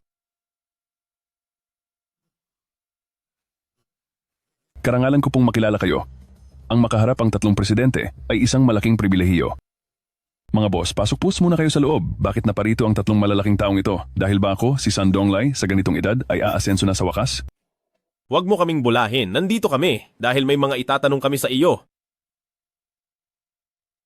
Sige, yung laro nating sampalan, nagsasawa na rin si Miss San Jiang Zixuan, sumama ka pa sa huli kong laro, at pagkatapos ay ibabalik ko na sa iyo ang bata. Ano sa tingin mo? Sabihin mo na. Anong laro pa ba ang gusto mong gawin? Pero pagkatapos ng larong ito, dapat ibalik mo na sa akin ang anak ko. At tantanan mo na kami ni Mama. Sige, walang problema. Hoy, Jiang Zixuan, hindi ba't mahilig kang mag-ayos? Ngayong araw ibibigay ko ang gusto mo. Pagsilbihan mo ng maigi itong dalawang kasama ko, huwag kang magtitira ng kahihiyan. Sanyi, sumusobra ka na talaga. Nagsawa ka na sa mga karaniwang paraan, kaya gumagamit ka na ng ganitong kababa na gawain? Kung gusto mo akong saktan ng husto, matagal mo nang nagawa ang layunin mo. Saktan ng husto? Kulang pa iyan. Ang mga naranasan ko noong bata pa ako. Malas ka sa buhay. Halos ikabaliw ko na. Ipaparamdam ko sa iyo ang sakit na higit pa sa nararamdaman ko noon. Kung sino ang nanakit sa iyo, doon ka maghiganti. Humarap ka sa mga taong kinamumuhian mo. Bakit kami ni Mama ang kinakawawa mo? Jiang Zixuan, huwag ka nang magpanggap na malinis. May anak ka na at isang babaeng hiwalay sa asawa. Sa tingin mo ba ay mahalaga ka pa rin? Ang isang katulad mo ay mababang tao na dapat lang magsilbi sa dalawa kong kasama. Sila pa nga ang dehado rito. Tama! Kasama si Miss Ouyang, marami kaming makukuhang magagandang babae. Ikaw na babae ka. Anong pagpapanggap pa iyan? Ako na ang hindi nararapat para sa kanila. Ibahagi mo na lang ang laro. Kahit ano basta huwag iyan. Masyadong madali iyon para sa iyo, di ba? Gawin natin ito. Alam ko ang sitwasyon mo. At dahil itong dalawa ay hindi mo pa kakilala, siguradong naiilang ka pa. Ito na lang, heto ang isang pampagana. At siguro naman ay alam mo na kung para saan ito, hindi ba? Inumin mo ito, pagkatapos niyan, hindi ka na mahihiyang makipaglaro. Sa dalawang ito. Ano? Zhang Zixuan, ano pa ba ang hinihintay mo? Basta't siguraduhin mo na magiging masaya ang dalawa kong tauhan, ay maibabalik. Sa iyo ang anak mo, ang batang iyon ay nasa akin. Araw-araw siyang hindi nakakainom ng gatas ng ina, maghapon lang siyang umiiyak dahil sa gutom. Baka naman gusto mo pa siyang patuluyin sa paghihintay? Nagmamakaawa ako. Huwag niyo po itong gawin sa anak ko. Zhang Chunju, itong anak mo ay isang hamak na babaeng may anak na at pangit na ang pangangatawan. Ang payagan siyang asikasuhin ang dalawa kong tauhan ay isang napakalaking karangalan na hinding-hindi na niya ulit mararanasan. Kung kailangan niyo ng magsisilbi sa kanila, ako na lang po ang ipalit niyo kay Zixuan. Parang awa niyo na. Ikaw? Ano bang pambibiro ito? Bakit hindi ka muna tumingin sa salamin para makita mo kung gaano ka kapangit? Ang isang matandang katulad mo ay paglilinisin ko para sa mga tauhan ko? Baka masuka lang sila sa'yo. Makasama ang isang matandang hukluban? Hay, maiisip ko palang babangungutin na ako. Napakadiri. Ikaw? Isang matandang sobrang pangit? Huwag ka nang magpatawa rito. Umalis ka sa harap ko. Aray. Tatlong President Ouyang, ano po ang nais ninyong itanong? Ako po na si Sundong Lai ay sasagot sa lahat ng walang kulang. Sandong Lai, balita namin ay lagi mong sinasaktan ng iyong anak at asawa? Iyon po. President Ouyang, bakit niyo po naitanong yan? Ito po ay isang pribadong bagay para sa pamilya namin.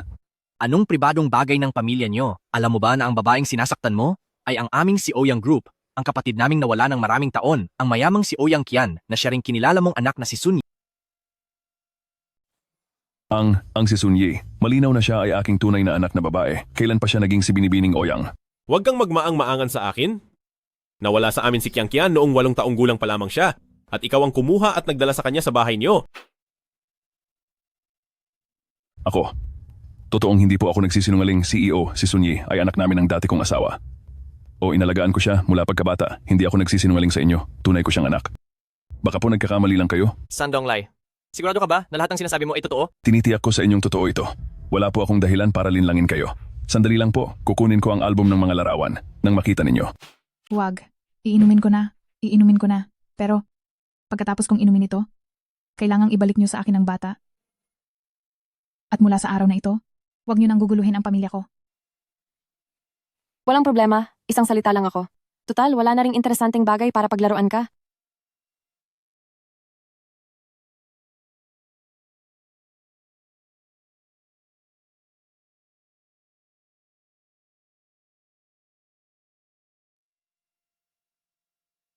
Bakit ang tindi? Nang talab ng gamot na ito? Pinipisil ko na ng husto ang binti ko para manatiling gising. Pero, napakahirap pa ring manatili sa tamang katinuan.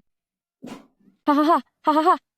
Zhang Zixuan, huwag ka nang magsayang ng pagod. Ang gamot na iyan, bago ako pumunta rito, ay ipinagawa ko talaga sa isang eksperto. Habang mas nanlalaban ka, ay mas lalong titingkad ang talab nito. Mga kapatid, oras na. Sige at magpakasaya na kayo. Hindi kayo makakalampas. Hahaha. Wag. Pakiusap huwag. Ayoko. Huwag niyo pong gawin iyan sa anak ko. Ayaw nyo ah. Ang kulit mong matanda ka, nakakainis ka na. Miss Ouyang, Ano po ang gagawin sa matandang ito? Gapusin niyo siya? Dapat ay nakaharap siya sa gawin niyo. Gusto kong makita niya mismo ang sarili niyang anak kung gaano kawalang hiya. hehehe. Tara. Nanay, huwag po. Pakiusap huwag. Tumigil na kayo. Hehe. Little girl. Nandito na ako. Little girl. Huwag kang matakot. Aalagaan kitang mabuti. Mga hayop kayo. Mga hayop. Pagbabayarin kayo ng langit. Haze, hubad, bilisan niyo.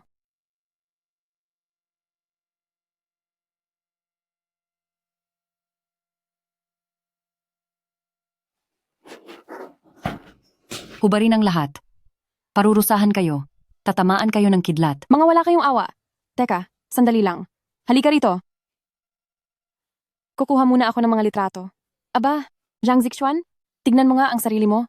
Napakababa mo. Wala ka namang ibang kayang gawin, kundi ang mangakit. Doon ka magaling. Kaya pala si Li Bowen. Noon, kahit ganyan ang kalagayan ng pamilya mo, ay gusto ka pa ring pakasalan. Oh, ano? Hahaha. Si Li Bowen? Isa lang siyang lalaking walang utang na loob. Kung pwede lang, sana sa buhay na ito.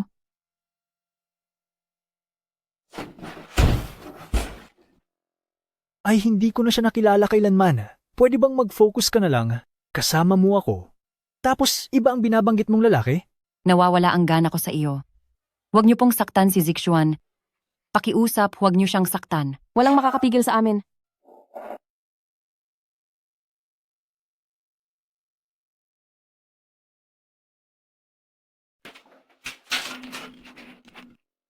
CEO, tingnan niyo po. Ang litratong ito ay kinuha nung kami pa ng dati kong asawa. 6 na taong gulang pa lang si San Yi sa panahong ito. Kumpara sa sinasabi niyong nawala siya noong 8 taong gulang, talagang hindi ito tugma. Tila ang pagkakakilanlan ng kapatid natin ay dapat talaga nating pag-isipan pa.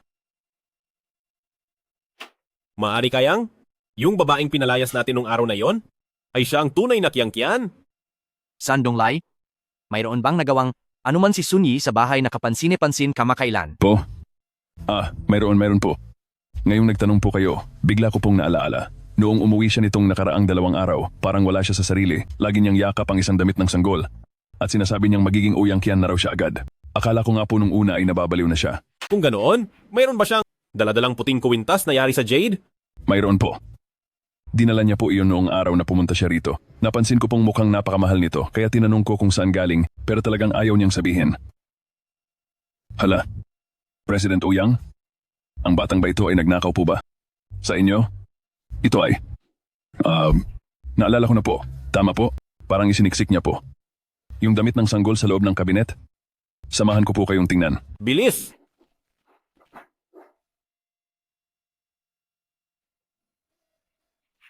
Narito na. Tingnan niyo po.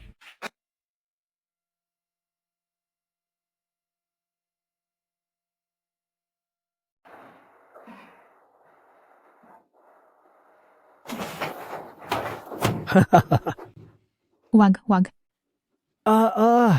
Zhang Zixuan, anong ginagawa mo? Gusto mo pa ba ang iyong anak? Wala kang silbing bagay ka.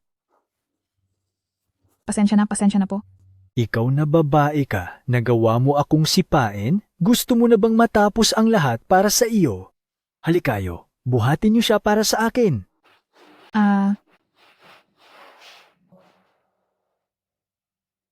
Masyado siyang mahina sa mga hampas. Nawawalan tuloy ako ng gana. Tingnan mo ang mukha niya, parang payaso. Napakapayat at napakapangit na. Nanganak pa, Miss Ouyang. Bakit ang binigay mo sa akin ay ganitong uri lang? Tama na iyan, tama na. Sa tingin ko ay sapat na ito sa kanya. Sa susunod na pagkakataon, hahanap ako para sa inyo ng mas magandang babae. Tungkol naman sa kanya, hayaan na lang natin siyang mamamatay mag-isa. Maari na kayong bumalik. Ngayon po, maaari ko na bang makita ang aking anak? Ang lahat ng hinihiling nyo ay pilit ko ng sinunod at nakiisa ako sa inyo. Nakikiusap po ako sa inyo. Ipakita nyo na sa akin ang anak ko. Anak? Anak ka mo. Matagal ko na siyang dinala rito.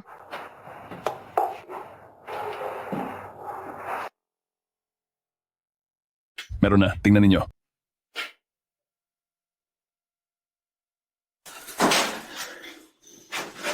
Lagot. Ang pinalayas noong araw na iyon na si Zhang Zixuan ay siya palang tunay na Qian.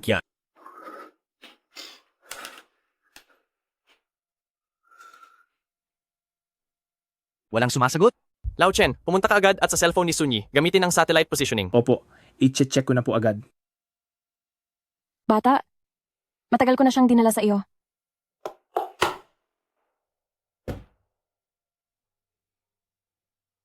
Kunin mo ito. Heto, ito ang pinapangarap mong anak. Ha ha ha ha. Ikaw, hindi ba sabi mo buhay pa ang anak ko? Gusto mo ba ulig makipaglaro sa akin? Sabihin mo, hindi ba isa lang itong bagong laro at makikipagtulungan ako sa iyo? Kung ano ang sabihin ko, paniniwalaan mo ba agad? Ano? Gamitin mo naman ang utak mo. Isipin mo nang mabuti. Ang bagay na iyon ay nahulog mula sa mataas na lugar. Paano iyon mananatiling buhay? Niloloko mo ako, di ba? Hindi mo pa rin ba kami papatahimikin? Sinasabi mong totoo iyon, di ba? Pasensya na, Zhang Zixuan, pero sa pagkakataong ito, hindi talaga kita niloloko. Ang abong ito ay talaga ngang sa anak mo. Kung hindi ka naniniwala, gusto mo bang dalhin ang abong ito at kumuha ng DNA test?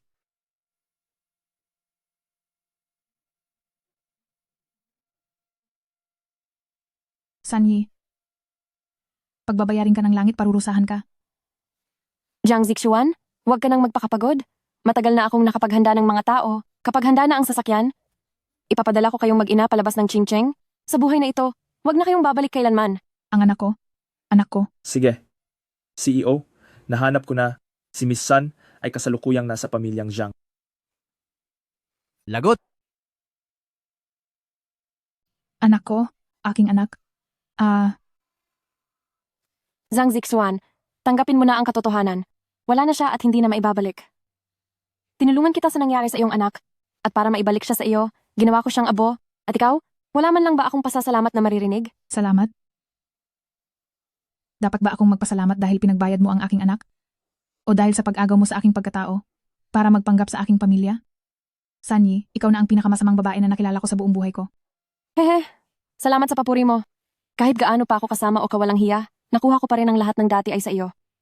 Kung iisipin, talagang dapat akong magpasalamat sa iyong anak. Kung wala ang kaniyang dugo, paano ko ba mapapagana ang Jade na iyon? Ha? Ha ha ha ha? Tinatawag akong kabit ng lahat? Dahil sa iniisip nila na ginagawa ko lang ito dahil kay Li Bowen. Mga hangal. Ginagawa ko ang lahat ng ito para sa iyo.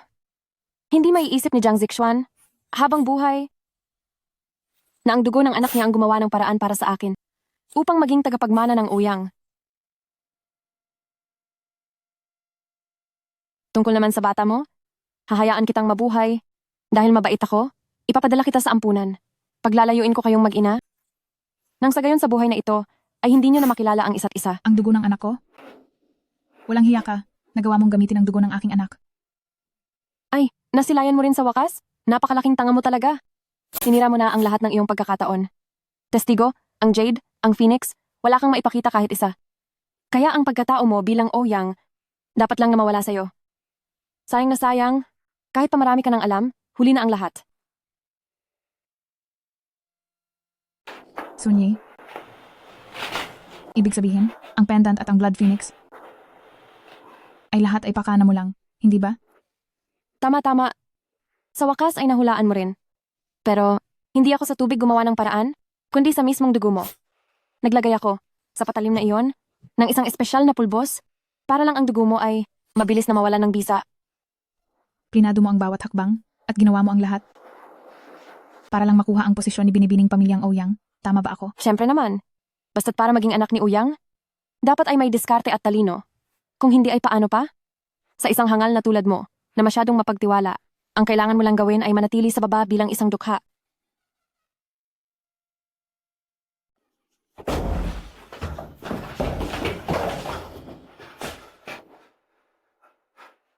Sinong nahandyan? Dalhin niyo na si tita sa ospital. Kuya, bakit kayo nandito? Ang masamang babaeng ito, pinagbantaan niya ako sa pamamagitan ng text. Sabi niya gagawan daw niya ako ng mga chismis sa internet kaya pinuntahan ko siya para turuan ng leksyon. Tumahimik ka! Ang galing mo, Sunyi. Nagawa mo kaming lahat na paikutin sa iyong mga palad. Hindi ito maganda. Sa inaasta nila ngayon, mukhang may alam na sila. Ano na ang gagawin ko? Anong dapat kong gawin? Ang posisyon ko, bilang anak mayaman na pinaghirapan kong makuha, hindi pwedeng mawala ng ganoon lang. Kuya, may nagawa bang mali si Qiang Qian? Nagawan ko ba kayo ng masama? Napakawalang hiya mo talagang babae ka. Lakas pa ng loob mong magpanggap na ikaw si Qiang Qian. Sinabi na sa amin ni San Donglai ang lahat ng totoo na hindi ka magiging isa. Sa aming mga kapatid. Huwag mo kaming tawaging kuya.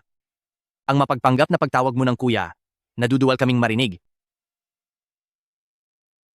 Hindi kami maayos ng San Donglai. Alam niyo naman po iyon. Siguradong alam niya na nahanap ko na ang tunay kong pamilya. Natatakot siyang gamitin ko ang posisyon ko para bantaan siya. Kaya siya gumawa ng peking ebidensya. Huwag na kayong maniwala sa kanya. Kakasabi lang niya kanina. Tungkol sa Jade Pendant at sa Blood Phoenix. Lahat ng iyon ay plinano niya. Ikaw! Ngayong lumabas na ang katotohanan, nagagawa mo pang magdahilan? Napakasamang babae mo. Dahil sa iyo, ang tunay na Qiang Qian ay nakaranas ng labis na paghihirap. Sobrang galit ko na gusto na kitang tapusin at parusahan ng matindi. Hindi. Ako ang tunay na Qiang Qian. Ako si Ouyang Qian.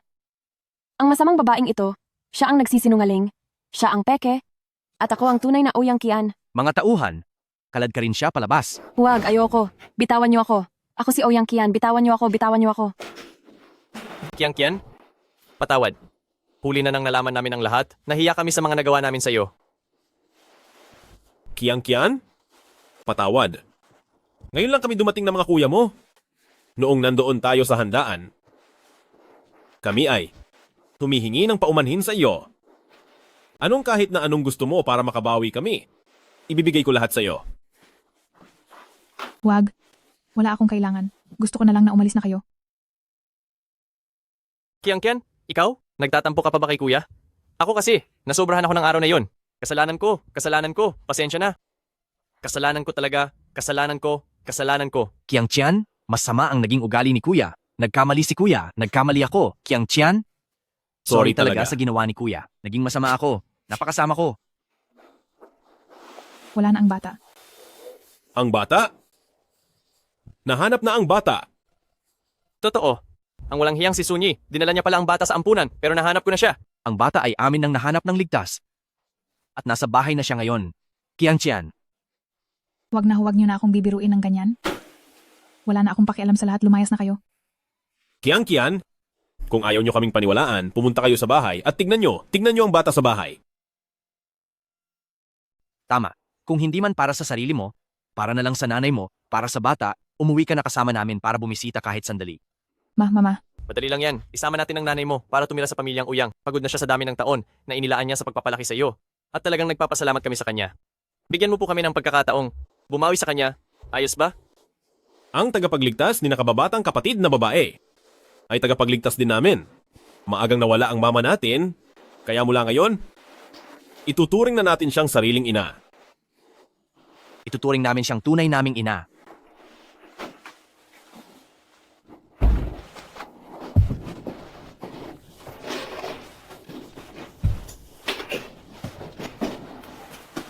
Nakababatang kapatid na babae, umuwi na tayo.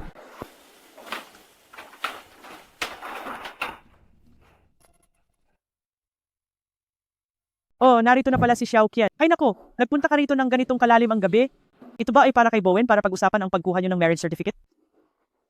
Nay, Kuya Bowen, nandito po ako ngayong gabi dahil mayroon po akong gustong hilingin sa inyo. Uy, ano iyon? Sabihin mo na agad?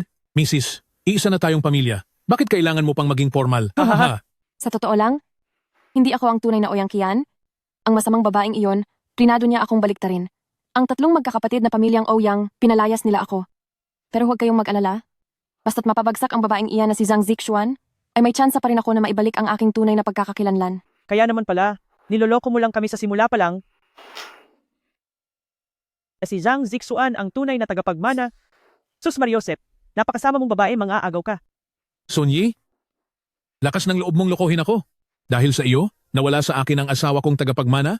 Wala ka nang ibang alam kundi lumandi, napakasama mo. Umalis ka na rito, layas?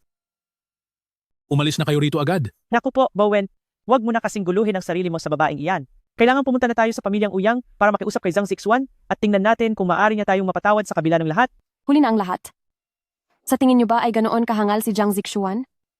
Ang lahat ng ginawa niyo sa kanya nitong mga nakaraang taon ay hinding-hindi niya malilimutan. Mismo siyang nagsabi, nagaganti siya sa pamilya Lee at papatumbahin niya ang pamilya Lee ng tuluyan. May mukha ka pang ipakita. Ikaw na babae ka, ikaw ang dahilan kung bakit naging ganito ang kalagayan natin ngayon. Pagbabayarin kita. Sandali. Mayroon pa akong isang paraan. Basta't sundin niyo ang lahat ng iuutos ko, siguradong si Zhang Zixuan ay matatalo natin. At maaari pa rin nating mapakinabangan at maranasan ang yaman at luhiya ng Ouyang Group. Maligayang pagbabalik sa bahay, Binibining Ouyang. Kuya, hindi ba't masyadong magarbo ito? Wala lang ito. Dahil sinundo namin kayo para rito, dapat lang naibigay namin sa inyo ang pinakamabuti. Halina kayo. Ito na ang ating tahanan. Kiang Qian, kumuha rin kami ng yaya para mag-alaga sa bata, para sa susunod ay maging mas magaan na ang trabaho mo.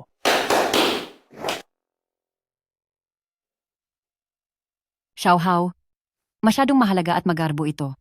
Wala lang po ito, Aunt. Sanay po kayong mamuhay ng simple at matipid at ang naipon ninyong pera ay ginamit nyo lahat para alagaan si Kiang Qian. Ito po ay munting pasasalamat mula sa aming mga mas bata sa inyo. Kayo riyan, alalayan nyo agad si Aunt na isukat ang mga damit.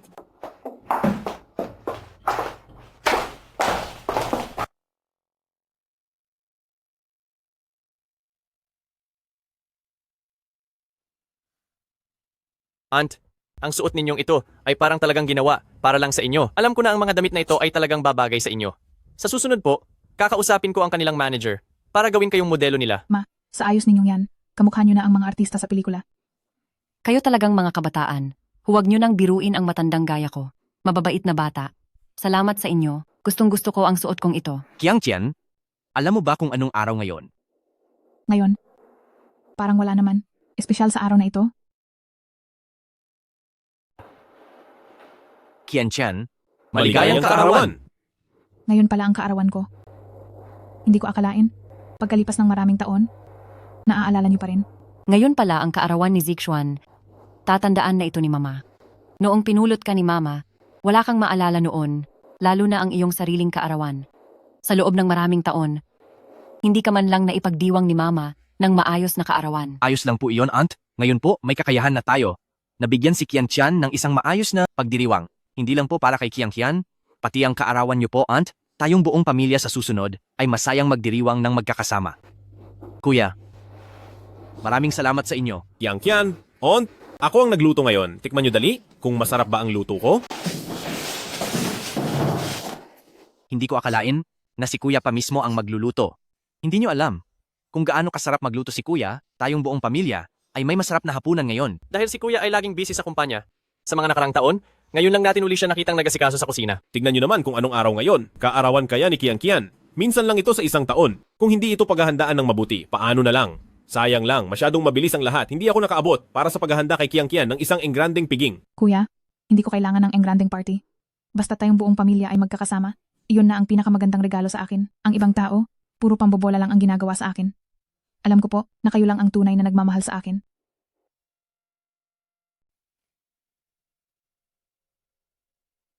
Kuya, bakit ang galing mo magluto? Sa tingin ko hindi ka lang pwedeng maging CEO, pwede ka ring maging master chef. Nagluto na ako ng halos buong buhay ko, pero wala pa rin akong narating. Napakakisig ni Xiao Hao, at saka ang sarap pa niyang magluto.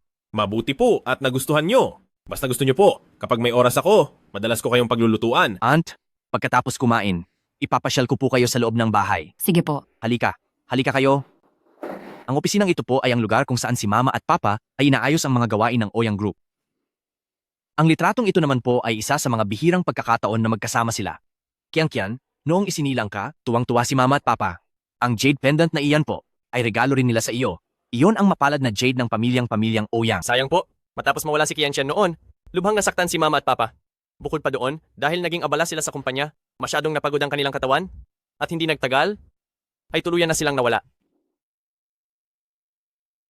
Pa, Ma. Sayang at bago pa man ako makabalik sa pamilyang Ouyang, hindi na kita nakita sa huling pagkakataon. Sa wakas, at nakabalik ka na, kaya huwag ka nang masyadong malungkot. Kapag nakita ito ng mga magulang natin mula sa langit, siguradong hindi nila gugustuhing makita kang naghihinagpis. Nakababatang kapatid na babae? Ito ang selyo na nagsimula sa wala noong itinayo ni Lolo ang Ouyang Group at ito ay ipinamana na simula noon. Laging bilin ni na Papa at Mama na kapag bumalik ka, ay ibigay ito sa iyo. Kahit na ang selyong ito ay hindi ganoon kabigat ang halaga, ngunit para sa ating pamilyang Ouyang ay napakahalaga nito. Ang pagkakaroon nito ay nangangahulugang mayroon kang kapangyarihang pamunuan ang buong Ouyang Group anumang oras. Kuya, gayon din ang tiwalang ibinigay sa akin ni na Papa at Mama. Sisiguraduhin kong iingatan ko ang selyong ito.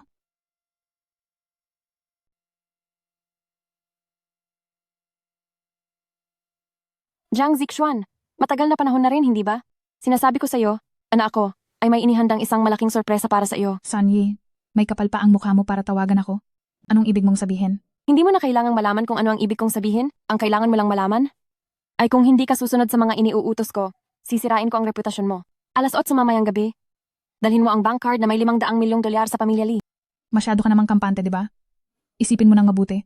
Ang peking pagkakakilanlan mo ay nabunyag na. Ano pa ang ipangbabanta mo sa akin? Pinapayuhan kita na itigil na ang pag-aasal ng ganyan. Ano naman kung tagapagmana ka ng pamilyang Ouyang? Basta't hindi ka sumunod sa mga iniuutos ko, hindi lang ikaw, kundi ang buong pamilyang Ouyang, ay madadamay rin sa iyo. Sinabi ko na ang gusto kong sabihin, mag-isip-isip ka na lang. Bahala ka na sa sarili mo. Hello? Nakababatang kapatid na babae, anong nangyayari? Tungkol ito kay Sanyi, pinagbabantaan niya ako na kapag hindi ko dinala ang bank card na may $500 milyong sa pamilya Lee, gagawin niya ang lahat para masira ang reputasyon namin ni pamilyang Ouyang. Nakakagalit ito. Hindi ba niya nakikita ang estado niya? Isang impostora at isang ligaw na asong pinalaya sa bahay. May lakas pa siya ng loob na bantaan ang aking nakababatang kapatid na babae? Itong si Sanyi, ang alitan niya sa pamilya natin, ay parang walang katapusan. Wala talaga siyang hiya. Pinalayas na nga natin sa bahay, pero gusto pa ring perahan si pamilyang Ouyang. Nakababatang kapatid na babae, tulungan ka naming tapusin ang usapin kay Sunyi. Kayong mga tauhan, imbestigahan niyo kung nasaan ang Sunyi na iyan. O sige, okay lang. Pupunta ako doon. Tutal may mga bodyguard naman si pamilyang Ouyang na sasama sa akin. Hindi siya makakapanakit sa akin. Gusto kong makita kung ano pang mga laro ang gagawin niya.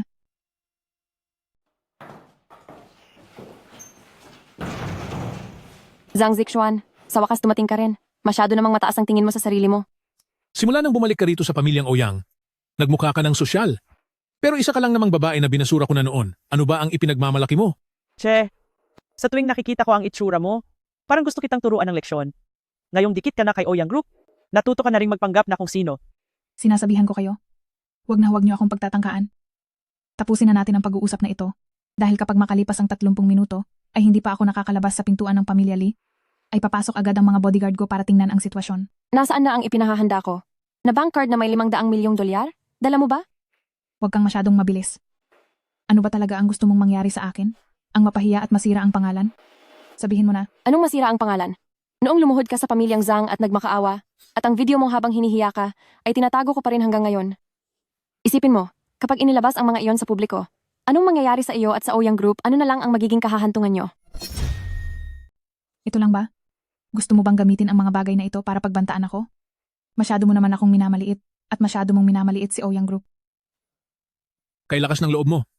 Kung malalaman ng iba na mayroon si Ouyang Group na isang babaeng mahilig makipaglaro at walang hiyang binibini, paniguradong ang dangal ng Ouyang Group ay tuluyan ng mapapahiya.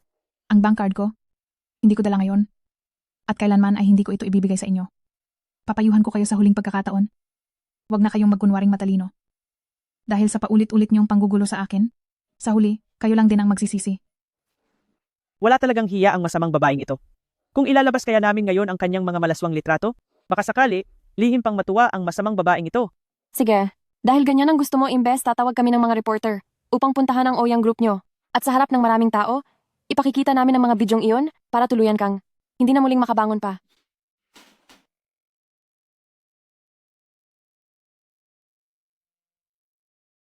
Binibining Ouyang, CEO, may masamang balita, may masamang nangyari. Anong nangyari? Huwag kang magpanik, ipaliwanag mo ng maayos. Tingnan nyo ito. Ang mga trending topics na ito, lahat ng ito ay laban kay Binibining Ouyang. Nangaagaw daw ng lalaki, nangangaliwa raw sa asawa, masama ang ugali mula nang makuha ang posisyon, minamaltrato ang mga empleyado, at pinahihirapan ang mga katulong ni pamilyang Ouyang. Ano bang pinagsasabi ng mga ito? Puro lang naman ito gawa-gawang kwento.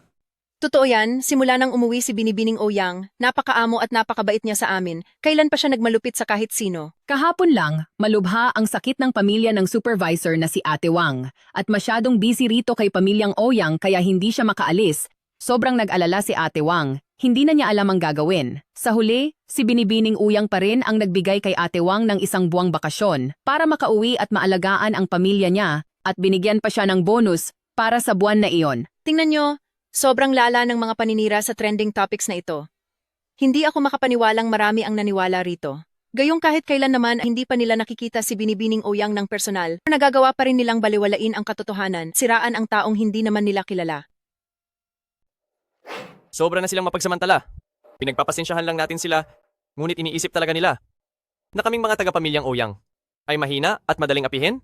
Ang mga taong ito, gumamit lang ng ilang trending topics at nagsimula na agad magkalat ng chismis. Ang taong nag-post nito ay naglalakas loob pa na magsalita ng kung ano-ano.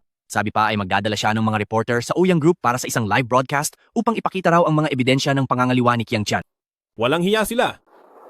Imbestigahan nyo yan. Ngayon din, Lao Chen, lahat ng public relations ng pamilyang Ouyang sa internet. Alisin nyo lahat ng mga trending topics na iyan. Gawin nyo na. Sandali. Huminahon muna tayong lahat. Ang gulong ito ay laban sa akin. Handang-handa na ako para rito. Kung gusto nilang mag-live broadcast, handa ko silang harapin. Titingnan natin kung sino ang huling mapapahiya at mawawala ng dangal. Bilis-bilis na! Sumunod kayo, bilisan nyo. Zhang Zixuan, nakukuha mo pa talagang maupo ng kalmado? Ngayong araw, sisiguraduhin kong ang buong Ouyang Group ay kasama mong babagsak sa hukay. Tanong lang po, Miss Ouyang Kian, totoo ba ang mga nakasulat sa kumakalat na artikulo sa internet? Totoo bang nangaliwa kayo habang kasal pa at niloko ang inyong asawa para makipagsaya sa ibang mga lalaki? Miss Ouyang Kian, may mga pumupuna sa inyo sa pagmamalupit sa inyong mga katulong at empleyado. Totoo po ba ang mga paratang na ito? Isang artikulo sa internet na walang basehang paninira, pero mukhang sobrang interesado kayo. Ang kapatid ko ay palaging mabait at magalang sa lahat at tungkol naman sa pangangaliwa, imbento lang yan ng ilang desperadong lalaki na gustong sirain ang kanyang dangal at gumagawa ng kwento. Kung totoo man o hindi. Malalaman din natin mamaya. Nasa kamay namin ang ebidensya at kapag ipinakita na namin ang lahat sa publiko, tingnan natin kung paano pa kayo makakatakas. Ngayon, ang babaeng ito, parang wala lang siyang pakialam. Pero hindi ko lang alam kung hanggang kailan kakayanin ng makapal niyang mukha ang ganito. Nahihiya ako para sa kaniya. Huwag niyo nang problemahin ang hindi niyo buhay. Kung ang lahat ng ito ay totoo o hindi, siguradong sa kaloob-looban niyo ay alam niyo ang katotohanan. Pinapayuhan ko kayo. Huwag muna kayong magalak ng maaga. Ikaw, President Ouyang, ano ba talaga ang nangyayari dito? Kung ang sinabi ni Miss Sun ay totoo sa bawat salita, ang pakikipagtulungan natin sa Ouyang Group ay posibleng matapos na. Ngayon, ang isyung ito ay kalat na sa internet. Sa totoo lang, walang may gusto na makipagtulungan sa isang iresponsable na tagapagmana ng korporasyon. Hindi ba? Dahil ang ganito ay makakasama lang at walang maidudulot na mabuti sa magkabilang panig. Ay maunawaan ito ng tatlong CEO ang sitwasyon. Nakikita mo na ba, Zhang Zixuan, kapag ang mga kalokohan mo ay tuluyang nabunyag, hindi lang ikaw ang mapapahamak sa huli. Kung ibibigay mo na ang Ouyang Group sa akin ngayon, maaari ko pang pag-isipan na iwanan ka ng huling dangal. Masyado namang mataas ang hinihingi mo. Gusto mo agad makuha ang Ouyang Group? Nananaginip ka ba? Ang Ouyang Group ay ang pinaghirapan ng pamilyang Ouyang sa loob ng 3 henerasyon. Hindi ito basta laruan na pwede mong kunin basta-basta. Wala akong pakialam kung ilang tao pa ang naghirap dyan. Huwag kang magmatigas. Maaari ngayon, ikaw at ang Ouyang Group ay parehong mawala o kundi naman, ibigay mo ang buong Ouyang Group kapalit ng hawak namin na flash drive na puno ng mga ebidensya. sa tingin ko, masyado na siyang sinusuwerte. Dapat ay ang mga litratong iyon ay ilabas na, para siya at ang Ouyang Group ay sabay na bumagsak. Kapag kumalat na ang mga bagay na iyon, tingnan natin kung gaano kalaki ang ibababa ng stock ng Ouyang Group. Kian, ang mga taong ito na nananamantala sa kahinaan ng iba ay masyadong masama. Sigurado ka bang mananalo ka sa kanila? Kung nararamdaman mong masyadong pagod ka na, pwede mo itong ipaubaya sa mga kuya mo para asikasuhin. Tama, Kian. Ginagamit pa nila ang Ouyang Group para takutin ka. Talagang wala silang hiya. Ngayon natatakot ka na? Bakit ang bagal mo pa rin? Ibigay mo na sa akin ang Ouyang Group at pagkatapos ay lumayas ka na rito? Mga kuya, walang problema. Ang mga taong ito, hindi magtatagal ang kayabangan nila. Binibining Ouyang, ano ba talaga ang iniisip mo? Ang mga balita tungkol sa iyo, kapag napatunayan ng mga iyon, ang presyo ng stock ng Ouyang Group ay biglang babagsak at kaming mga shareholder ay madadamay rin sa gulo. Tama iyon. Paano mo balak ayusin ang bagay na ito? Maaari mo bang bigyan kami ng malinaw na sagot? Ang tagal na nating nakikipagtulungan sa Ouyang Group. Huwag kang maging walang utang na loob. Lahat kayo, malinis ang aking konsensya. Lahat ng nangyari ngayong araw ay gawa-gawa lang ng aking mga kaaway para sa sarili nilang interes. Kayo na ang bahala kung paniniwalaan niyo ba ito o hindi. Kung sa tingin niyo po ay masyadong malaki ang panganib, maaari niyo nang ilipat agad ang mga share. Pabalik sa Ouyang Group. Ipapahiya ka na nga at itatapon sa kalsada, pero nagpapanggap ka pa rin na wala lang. Ang ganitong uri ng babae ay sadyang walang delikadeza.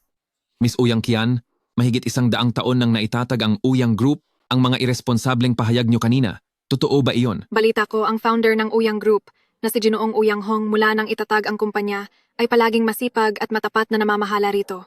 Mismo siyang tao ay hindi naglulustay ng pera. Tuwing lalabas ay lagi lang siyang nakasuot ng lumang sapatos na gawa sa tela, kaya naman tinatawag siya ng mga empleyado bilang ang mapagkumbabang presidente. Ouyang Kian, tagabang matitiis mo na ang Ouyang Group, na pinaghirapan ng ilang henerasyon, ay mauwi lang sa wala. Sabi ko na nga ba, itong bagong presidente ay hindi magbibigay ng maganda. Noon naman, maganda ang naging pagtutulungan natin. Bakit noong dumating siya ay nagkandaloko-loko na? Kamalasan naman talaga. Tama.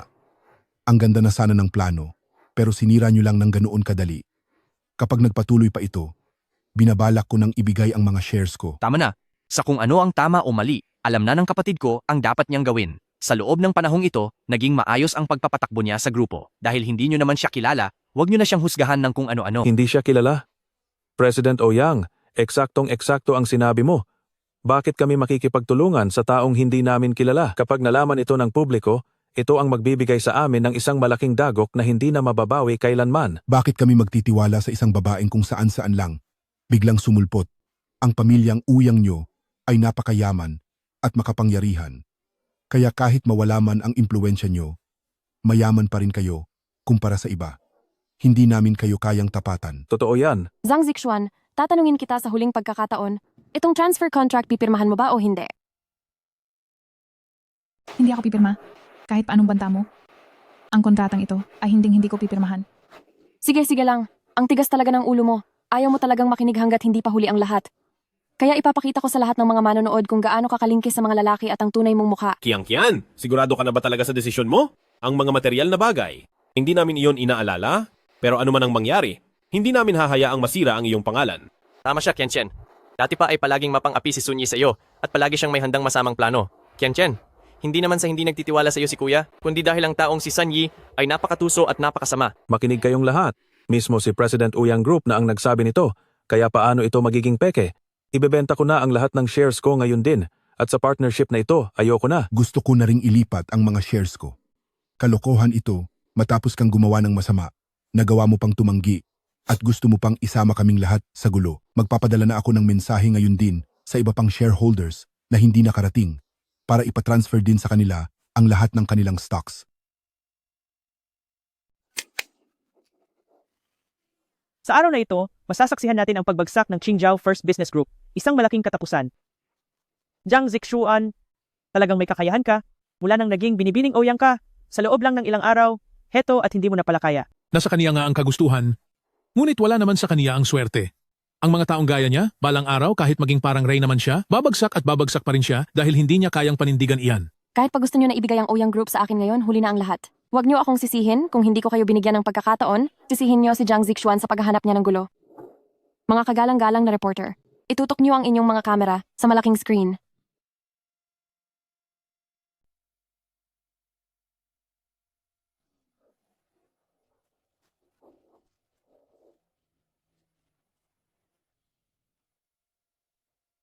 Bakit kayo nakatingin sa akin?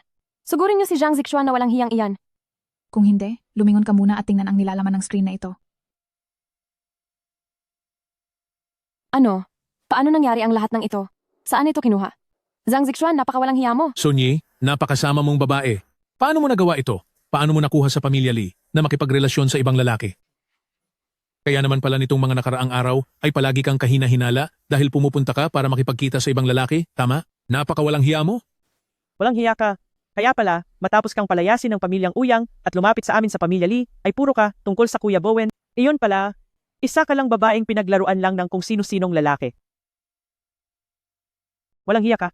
Kaya naman pala pinalayas ka ni pamilyang Ouyang ay para lumapit sa amin ni pamilya Lee. Kung tawagin mo si Kuya Bowen ay akala mo kung sino, pero ang totoo, isa ka palang babaeng pinaglalaruan lang ng kung sino-sinong lalaki. Peke ang mga litratong iyan. Gawa-gawa lang iyan ni Jiang Zixuan. Itigil nyo ang pagkuha ng litrato. Huwag kayong kumuha ng litrato.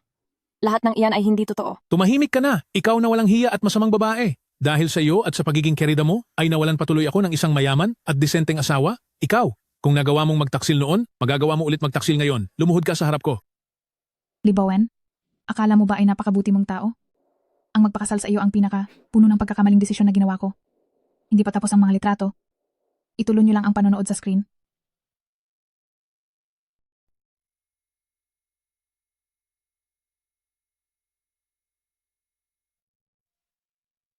Lee Bowen, huwag ka ring magmadali na pagalitan si Sanyi.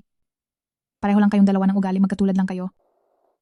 Ginamit mo ang perang pinaghirapan kong kitain para lang magpakasaya. Sa loob ng isang gabi kukuha ka ng 7 o 8 babae para samahan kang uminom. Kung ikukumpara niyo ang inyong sarili sa isa't isa, walang pagkakaiba, mas malala ka pa nga. Kaya pala, ikaw ang talagang walang hiya. Araw-araw mo akong ginagawa ng kwento, sinakababatang kapatid na babae, na may kinalantari ako kahit may asawa na. Ang totoo, yung mga ginagawa mo mismo, ay pilit mong ibinibintang sa akin, kay nakababatang kapatid na babae. Ngayon, naniniwala na ba ang lahat? Ang mga taong ito ay sadyang mga inggitero lang, gusto nilang idamay si nakababatang kapatid na babae sa gulo, at gusto pa nilang makuha ang ating buong Ouyang Group. Pangarap nyo lang yan. Nakababatang kapatid na babae. Ang diskarte mong ito ay talaga namang nagpahanga kay Kuya. Sa pagkakataong ito, talagang talo ang mga taong ito. Nawala na sila ng lahat, huli na ang lahat para sa kanila. Mga kuya, sinabi ko na sa iyo, pagbabayarin ko sila sa mga ginawa nila. Sina pamilyang Lee, nagtulong-tulungan silang apihin ako. Ang bagay na ito, lalabanan ko hanggang sa huli. Ang bagay na ito, pagbabayarin ko kayo hanggang sa huli. Masyadong nagmamadali ang pamilya Lee na taong iyan. Tinawag pa tayo rito, pero sa huli, ay siya lang din ang napahiya. Napakasama talaga ng ugali niya. Putwe. Iyon pala. Iba pala ang totoong walang hiya. Naintindihan ko na, ang nakakadiring pamilyang ito, balak lang pala nilang pagbintangan at frame up in ang ating Ouyang. Tumahimik ka. Tumahimik ka! Ikaw? May mukha pa kayong pagsalitaan ako ng ganyan? Para sa araw na ito, dito, lahat ng nandito ay puro lalaki. Kayo? Ang lakas ng loob niyong magsalita. Bakit? Hindi ba kayo kailanman nagpunta sa bar? Wala ba kayong nakikitang babaeng entertainer doon? Kayo? Ang hilig niyo lang magpanggap na malinis? Tama. Hamakin nyo na ang masamang babaeng si Sanyi. Sige lang, pero bakit pati ang anak ko ay dinadamay nyo? Problema namin itong pamilya.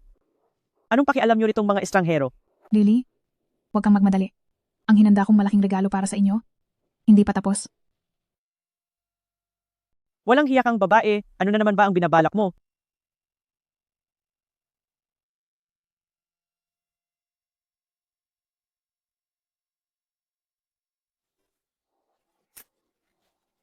Lily, Libowen, pagdating sa galing mong magpaikot ng tao, ikaw na ina, ay talaga namang may malaking ambag.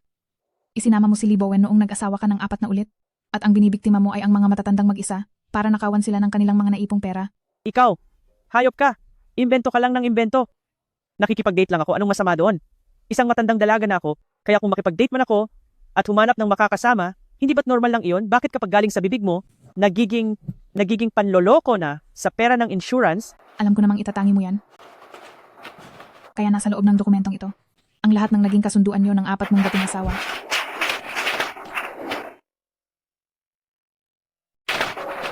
Kapag naubos mo na ang pakinabang sa mga matandang iyan, gagawa ka ng paraan para iwanan sila at humanap ng susunod na biktima. Ang huling naging biktima mo ay pilit mong pinahirapan hanggang sa mawala na siya. Ang pangyayaring iyon, paniguradong mas alam mo kaysa sa akin. Manahimik ka. Ito, sariling problema ito ng pamilya namin. Saka, hindi ko naman sila pinilit na ibigay sa akin ang insurance. Sa buhay ko ito, wala kang karapatang makialam, kang bata ka. Tama po. Tungkol ito sa pamilya namin, bakit kailangang imbestigahan mo pa ng husto? Ikaw, nais mo lang kaming pagbintangan.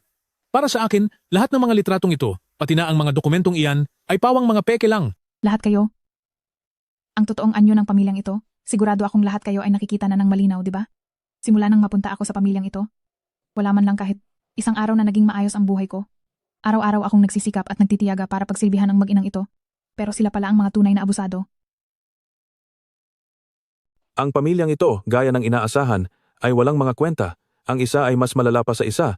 Nagawa pa nilang umasa na mapapaalis kami sa Oyang Group. Tama ka. Ano? Oo, tama. Tungkol sa pag-promote ng stock noon. Nasilaw lang kami sa mga kasinungalingan ng pamilyang ito. Hindi iyon bibilangin. Hindi talaga bibilangin. Ha ha ha. Noong nakaraang piging para sa isang buwan ng sanggol, magnanakaw sila ng hiyas, gumawa ng maling paratang. Kung hindi namin nalaman agad, siguro hanggang ngayon ay nakakulong pa si Sanyi. Sa kakahahap kay pamilyang Oyang, mahal na binibini. Ang mga balita nila, puro gawa-gawa lang. Wala ni isa ang totoo. Mula pa sa simula, ang kapatid ko, ang tunay na biktima rito. Mga mapagsamantala silang lahat, minaliit nila ang kapatid ko dahil mahirap lang siya noon at may anak na siya, kaya pinabayaan nila siya. Anong panahon na ba ngayon? Bakit mas pabor pa rin sila sa lalaki kaysa babae? Sobra na ang pagiging makaluma ng tatlong ito. Huwag po kayong mag-alala.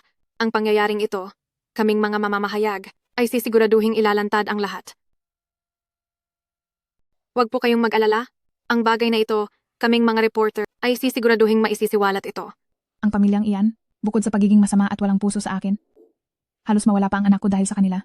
Isang bagong silang na sanggol, na anak din naman ni Libowen. Pero si Libowen, itinuring siyang pampabigat lang. At hinayaan si Sanyi na ihulog siya mula sa itaas.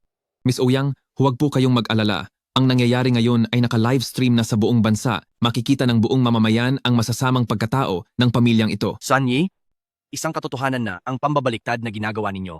Inuutos ko sa inyong lahat ngayon na agad lumuhod at humingi ng tawad sa kapatid ko. Dahil kung hindi, sisiguraduhin kong pagsisihan ninyo ang ginawa nyo. Tama. Kayong tatlong mapanlinlang na tao, muntik na rin kaming magkaroon ni Oyang Group ng malaking hindi pagkakaunawaan. Dapat ninyong panagutan ito sa akin. Akala ko kung ano nang nangyayari. Hindi ko akalain na pagdating dito, niloko lang pala kami ng pamilyang ito. Bilis, lumuhod kayo at humingi ng tawad. Lumuhod ka at humingi ng tawad. Huminto ka. Sayang naman. At nagawa pang makatakas ng tatlong walang hiyang iyon. CEO, huwag kayong mag-alala. Ang bilang ng nanonood sa livestream na ito ay lumampas na sa 10 milyon. Ang mga baho ng tatlong iyon, sa loob ng buong lungsod ng Chingcheng, ay alam na ng lahat ng tao. Kahit pa nakatakas sila, para na silang mga dagang kanal na kinasusuklaman ng lahat. Hindi ko na kayo kailangang gambalain pa ngayon. Maaari na kayong umalis lahat? Nakababatang kapatid na babae, sa pagkakataong ito, napakagaling ng ginawa mo. Hindi mo lang nakita ang itsura ng tatlong trader na iyon noong lumabas sila na parang basang sisiw, napakagandang panoorin. Mukhang tayong tatlo ay minaliit yata ang ating sinakababatang kapatid na babae. Ang plano mong ito na bitagin sila ay talagang mahusay. Ngayon ang tatlong iyon ay siguradong wala nang kawala sa galit ng mga tao online dahil malinaw ang mga ebidensya. Sa pagkakataong ito ay talagang kusa nilang hinanap ang sarili nilang kapahamakan. Sa buong lungsod ng Chingcheng, marahil ay wala nang isang tao na hindi nakakakilala sa kanila. Sa buong Chingcheng, parang wala na sigurong hindi nakakakilala sa kanila. Mga kuya sa kuya, wag niyo na po akong biruin. Dahil sa paulit-ulit nilang pang-aabala, hindi na dapat ipagtaka kung bakit hinayaan ko silang sa Chingcheng ay talagang sumikat ng husto. Tungkol naman sa bagay na ito, hindi ito matatapos ng ganito lang. Inutusan na namin si Ace Lawyer ng Ouyang Group na padalhan silang tatlo ng sulat mula sa abogado. Ang tatlong taong iyon, ang ginawa nilang pang-aapi sa iyo dati, pati ang mga paninirang puri at pananakot, ay may sapat na ebidensya. Kapag pinagsama-sama ang mga kasong ito, sapat na ito para mabulok sila sa kulungan. Matapos ang mahabang panahon na pakikipagtuos sa kanila, masasabing sa wakas ay nakuha na nila ang nararapat na parusa. Maraming salamat din sa kuya, sa pag-aalala at pagtulong sa akin. Kian, nahirapan ka rin noong nakaraang mga araw, panahon na para mag-relax ka naman. Dati ay mag-isa ka lang na nagtiis sa maraming paghihirap, pero ngayon nandito na kaming mga kuya mo sa kuya. Hindi ka na namin hahayaang masaktan pa muli.